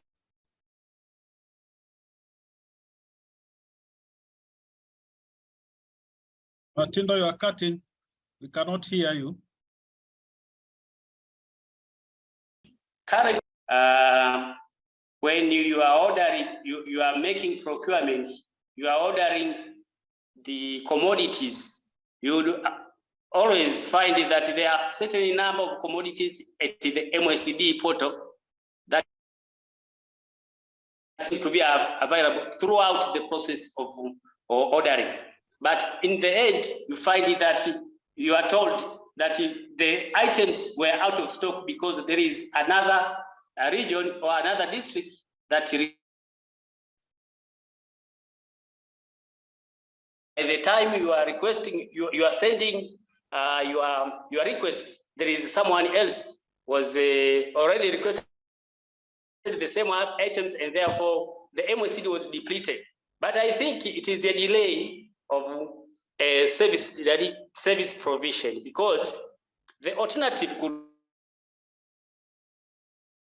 be leave the procurement process be online, so that if the MOCD is depleted, by the time you are requesting, you'll find the items are not there, and you'll just stop with the number of items that you have already ordered, and start thinking right at the time to think. You'll start thinking going to the other, maybe the prime vendors and such kind.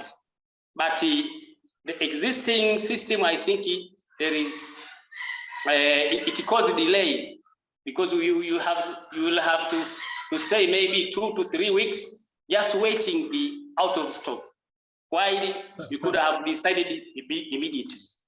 Thank you, Dr. Matindo. We got your point. Yeah, really, when you talk about data use for decision making, in one side, data are very useful when it comes to demand planning and quantification of waste commodities.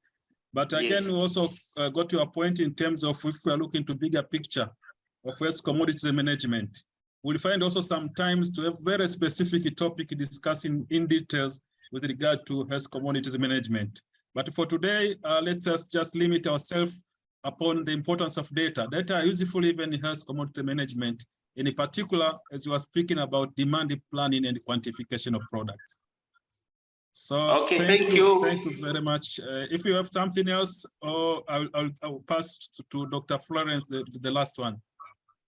Thank you. Maybe I will say thank you for what you have said, but I think we should also focus on not only the presentation of data, but also how are we using the data in decision making, and maybe to help us to revise whatever decision that we have already made in the past to improve our service delivery. Thank you. Thank you. Asante sana. Welcome, Florence. Florence, are you there? You raised your hand.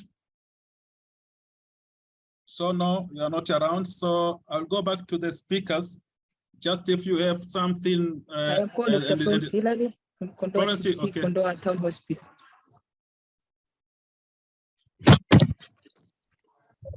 Florence. Yes.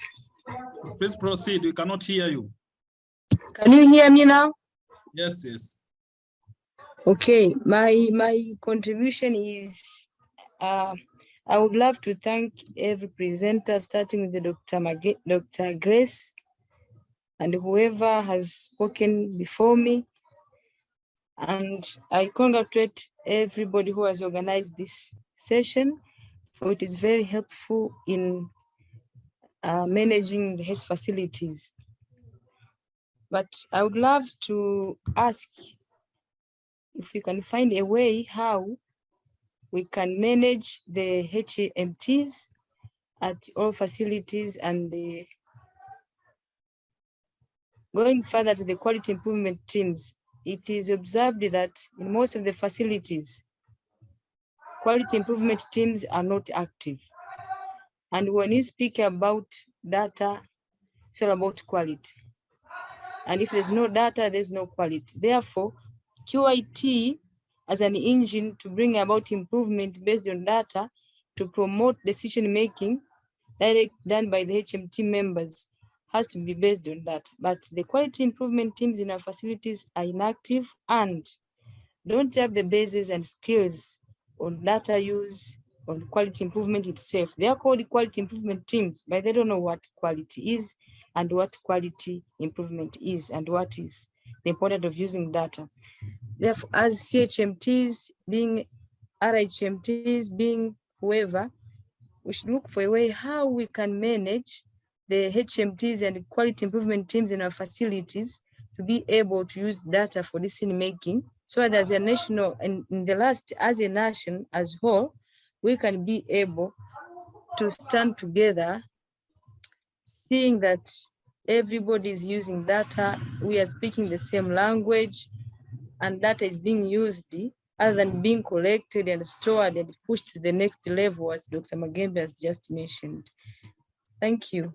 I beg to submit. Thank you, Dr. Florence. Thank you very much, all who have raised some of the issues. Because of the time factors, I would like to limit ourselves up to now. For those who still have some of the questions, please, you can just write it in the chat box.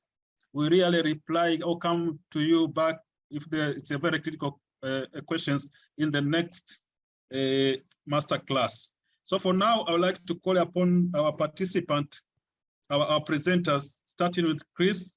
I think, Chris, you have some 2 questions, and the rest again from Dar es Salaam City Council, Semeni, and from Chamwino, Benedetta, if you have any last words to speak.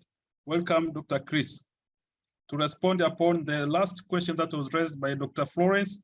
And there's another question that was raised with regard to, we are using parallel Gotomis and Mtuha. People are thinking that maybe we need to drop, now it's high time to drop the Mtuha and go directly to use the Gotomis. Karibu. Thank you, the moderator. Unfortunately, I didn't get the question very well, so may you help to rephrase so that I will be in the position to answer before. So there are 2 major questions that was raised. Yes. Number one of the caveat in terms of data use is the quality improvement teams. They are not active. So how can we really improve their capability and make them active, so that the issue of data use can be improved in our facilities? And the second question was with regard to, we are using parallel Mtuha, both the paper-based and the digital platform. But people thinking that it's high time now maybe to drop the paper-based and start using only the digital platform. Those were the 2 major questions that I think you can respond upon.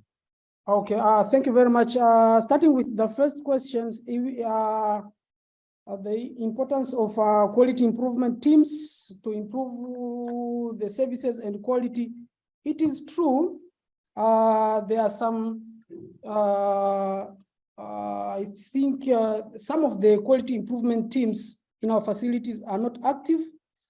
But at the Ministry of Health, for example, we have currently we have planned, and we are planning to capacitate the quality improvement teams.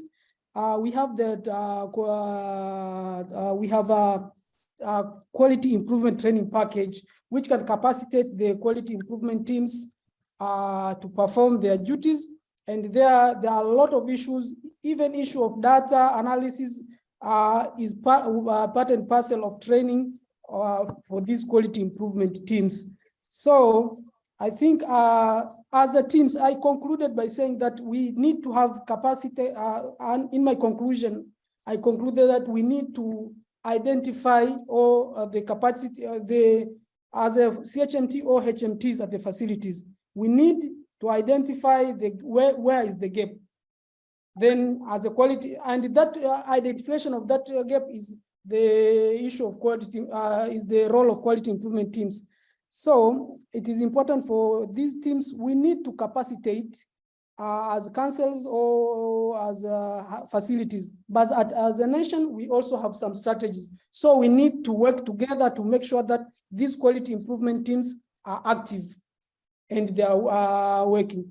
And about the issue of systems, I think this one, Dr. Grace will add on that, but I think you cannot, the issue of going to digital is stepwise processes, and you cannot just move from papers to digital straight away. So there are a lot of issues which we have to consider.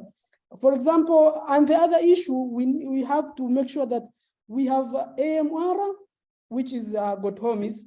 It has some of the issues which it can capture very well. But we have the Mtuha OHMIS, DHIS2, which also it is good in issues of capturing data. So as a government, TAMISEMI, we have that the gateway, somewhere we call it the which mediator, which it is used for issue of interoperability. And for administrators, we have what we call him, which allows to exchange the data. So the systems normally, what normally we want, the systems should be interoperable and not having a one system. It is not practical, and it is very difficult to have only one system in the health sector to capture the complex health system. So that is my comment about that. Thank you. And maybe to comment, I would like to thank all the presenters because of time for being with us. So let us use the data, especially in this time when we are going to universal health insurance. Let us give our people data so that they can understand the importance of having universal health insurance. Asante sana na niwatakie jioni njema. Thank you very much, Chris. Semeni, for your last words. Yeah. Thank you. I'm on and off. What was the question? Because I'm en route to Dodoma, so my network is. The question was the issue of we are using the digital system, GoTomis and Mtuha parallel. So it's kind of double work. Why don't we drop them to the paper-based and maintain the GoTomis, the digital? The question is, are we ready to drop? Yes, so yes. The reason why we're using both is that we are on transition, okay? But I also want to remind everyone that having a digital platform is not a solution on its own. You may have that platform, but if you have not changed your behavior, whatever you get in the system is what you get out. So we are still raised, yeah, in terms of timeliness, okay? But once we see that we've improved, definitely we can drop the paper one and go to the digital platform. But we must also acknowledge that not all the districts have been able to go into the digital platform. So we are still using both as a transition. But very soon, once we have covered all the facilities, we will definitely move from the paper-based to the digital one. I'm just requesting everyone to have this behavior, to develop a culture of making sure that the way they collect their data, the way they fill in the forms, the way they document everything is really accurate, so that we don't, even when we go to the digital, we really transfer complete information, quality data to the digital platform. Otherwise, it will be garbage in, garbage out. Thank you. Asante sana, thank you very much. Now is Semeni for your last words. Thank you so much, Doctor.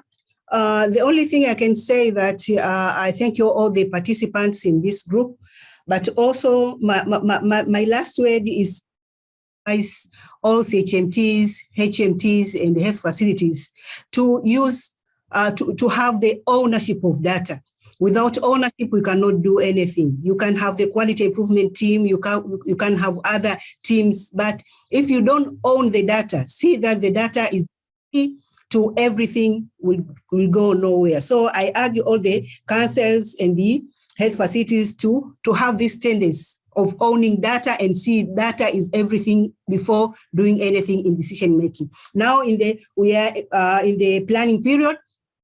Also, I ask them, the CHMTs and the HMTs, to see the importance of allocating at least some amount on the issue of quality, quality improvement, specifically on the issue. Slowly. Thank you so much, Mr. Facilitator. Thank you. Thank you very much, Semeni. Now is Benedetta. Benedetta, if you have something to say at this time. Thank you, Mr. Moderator. I would like to thank you all participants for good inputs for these two presentations. But I have one thing that I would like to beg your share to the whole level of, especially to the indicator developers. We found it very difficult how to manage an implementation of the indicator on a confirmatory test cross-sectional. The denominator carries a lot of informations that sometimes are not usable, and they make confusion for someone who is to find the number of the denominator which are supposed to be measured. So we would like to ask the developer of this indicator to go through it and find the way the denominator of this indicator to be at least simple, or with a few needable informations that will help even the lower level to understand. With HMT, we can go doing a mentorship and supportive supervision, but if the indicator is very confusing, we cannot achieve the goal we want. So we would like to beg you, the developers, to go through this indicator, especially on its denominator. The numerator has no problem, but there is a big problem in denominator. A lot of information that are sometimes not needed, but making a confusion. The healthy worker can see the information of a lot and have no time to make the interpretation of it. And that's why we found that in the performance of this indicator, it was on and off, because the denominator was not very clear. Thank you very much. Thank you very much, Benedetta, for those. We have taken them on board as a PRAG, how we can realize it in the future. So now we are almost, yeah. Moderator Kengia. Yes, yes. The aim of these master classes is for people to, especially those working in the primary health care, to contribute as much as they can, to be part and parcel of the discussion, to be very active. So I think we need to have some flexibility. If people cannot communicate properly in English, we should allow them to communicate in Swahili, because what we want is to get everybody on board, you know, and by the way, that's our national language. So I think people can mix Swahili and English. Whoever feels comfortable to speak Swahili, let them speak Swahili. Whoever feels comfortable to speak English, let them speak in English. That is just my suggestion, because I don't want language to be a barrier for people to participate in these discussions. And there are also some other colleagues who have advised the same. Thank you. Sansana, so I will give you also the opportunity to close officially the meeting. Dr. Grace, please stay on tune. So I just want to appreciate all those who were around here for this very important masterclass. Asanteni sana, and we also allow people to use both Swahili and English. Kwa hiyo mnaruhusiwa kabisa kwa next time. So I just want to appreciate also our partner that facilitated also in partnership with the council and regions from Dar es Salaam and Dodoma Palladium through DataFi project supported by USAID. But also I want to give another very important announcement. Next week, February 9th, we'll have another very important masterclass. Please don't miss. The topic is basic emergency care at the primary care facilities. What is exactly needed? So the guest of honor will be our Deputy Permanent Minister, Health, Dr. Festo Dugange, but we'll also be having very well-renowned speakers. Professor Kaushik Ramaiya will be moderators, but we also have speakers from Wimbil National Hospital, Dr. Juma Finanga, but also another expert in emergency medicine, Professor Henry Sawe, and also from PRAG we'll have Dr. Sonda Shaban. Please don't miss this very important masterclass. So to end this officially, I would like to pass to Dr. Grace Magembe, the Deputy Permanent Secretary, to officially close. Karibu, Daktari. Asante sana Kengia. Nashukuru, niwapongeze wote ambao wameshiriki, waliongea na ambao hawakuongea, lakini hii masterclass ni kitu kizuri cha kushare, kujifunza, lakini pia na nyinyi kuweza kushare kile ambacho mko nacho field. Na kama nilivyosema, mjisikie huru kuchangia, unaweza ukachangia Kiswahili, ukachangia Kiingereza, kwa sababu lengo ni kuboresha. Kwa hiyo tuwe huru kuchangia mawazo mazuri. Lakini sisitize tu umuhimu wa data, wote tumefundishwa hapa, tumesikia. Data ni kitu muhimu sana. Kwa hiyo kila mtu ajipange kuhakikisha kwamba anakusanya data ambazo ni nzuri, data ambazo zimejitosheleza, zina zile sifa zote ambazo tumezitaja hapa, Lakini cha pili ni matumizi ya data nyinyi wenyewe. Usichukue tu data kwamba unapeleka TAMISEMI, unapeleka Wizara ya Afya.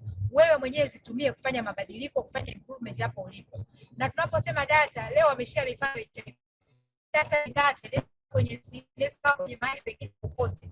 OPD, labor ward, RCH, unaona postnatal, kila mahali, theater, yani data inakusanywa kila mahali. Kwa kila mtu hakikishe kwamba anakusanya data na anaitumia appropriately. Lakini kingine ni kuepuka yani kuwa na data ambazo ni mbovu. Yani tusikilize, tuweke data zetu vizuri. Utaona namna ambavyo primary data ikiwa mbovu, definitely hata secondary data itakuwa mbovu. Kwa maana maamuzi yetu yote ambayo tutafanya pia yatakuwa mabovu. Kwa hiyo niwaombe sana, unapopewa ile tool ya kusanyia data, whether ni OPD sheet au chochote kile, jaza kila kitu kilichomo ili kusudi tuweze kuwa na data ambazo ni nzuri. Lakini hakikisheni tu kwamba kama ofisi ya Rais TAMISEMI tunafanya kila tuwezalo tuingie kwenye digitization ya primary health care. Vituo vyote viwe digitized. Najua kwamba itaondolea usumbufu wa kuwa na hizo tools za makaratasi, at the same time kuwa na platform nyingine za ICT. Lakini pia hata kwa uchache wa watumishi uliopo, kudigitize ndio njia nzuri ambayo tunatakiwa kwenda nayo kuwapunguzia watumishi kazi. Otherwise nawashukuru sana, tuendelee kuzingatia maadili ya kazi zetu, ubora wa kazi. Sasa hivi tunasema clinical audit ndio habari ya mjini, pamoja na medicine audit. Tufanye kadri tunavyoweza ili tupunguze changamoto na kuepuka lawama na changamoto ambazo tunazipata kama ambazo mmeona tumezipata hivi karibuni. Ukifanya clinical audit, ukifanya medicine audit, mambo mengi sana utayagundua mapema na utayafanyia kazi kabla hayajafikia mahali ambapo yanatoka na yanatuchafua, wakati kazi tunayofanya ni kubwa sana. Tunafanya kazi kubwa na kazi nzuri. Kwa hiyo ninawatakia kila laheri na mjibidishe kuattend kwenye hizi master class. Dr. Kengia, fanyia kazi hizi master class uweze kuwa na CPD. Najua tayari umeshaanza kufanyia kazi, watu wapate CPD zao. Ndio namna bora pia kuwapatia CPD. Sio lazima wakae madarasani, sio ende wapi. Hii yenyewe mtu akikaa kujifunza inatosha kabisa mtu kupata CPD. Asanteni sana, niwatakie jioni njema. Asante sana mkuu. Asante sana pia participant wote. Asante sana. Nashukuru sana. Asante sana. Asante sana na ongereni sana. Ongera Dr. Kengia na wote. Asante sana. Asante sana. Tunashukuru sana. Asante sana. Asante.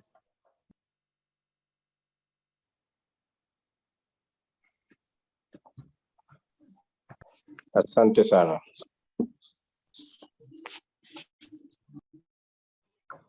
Asante.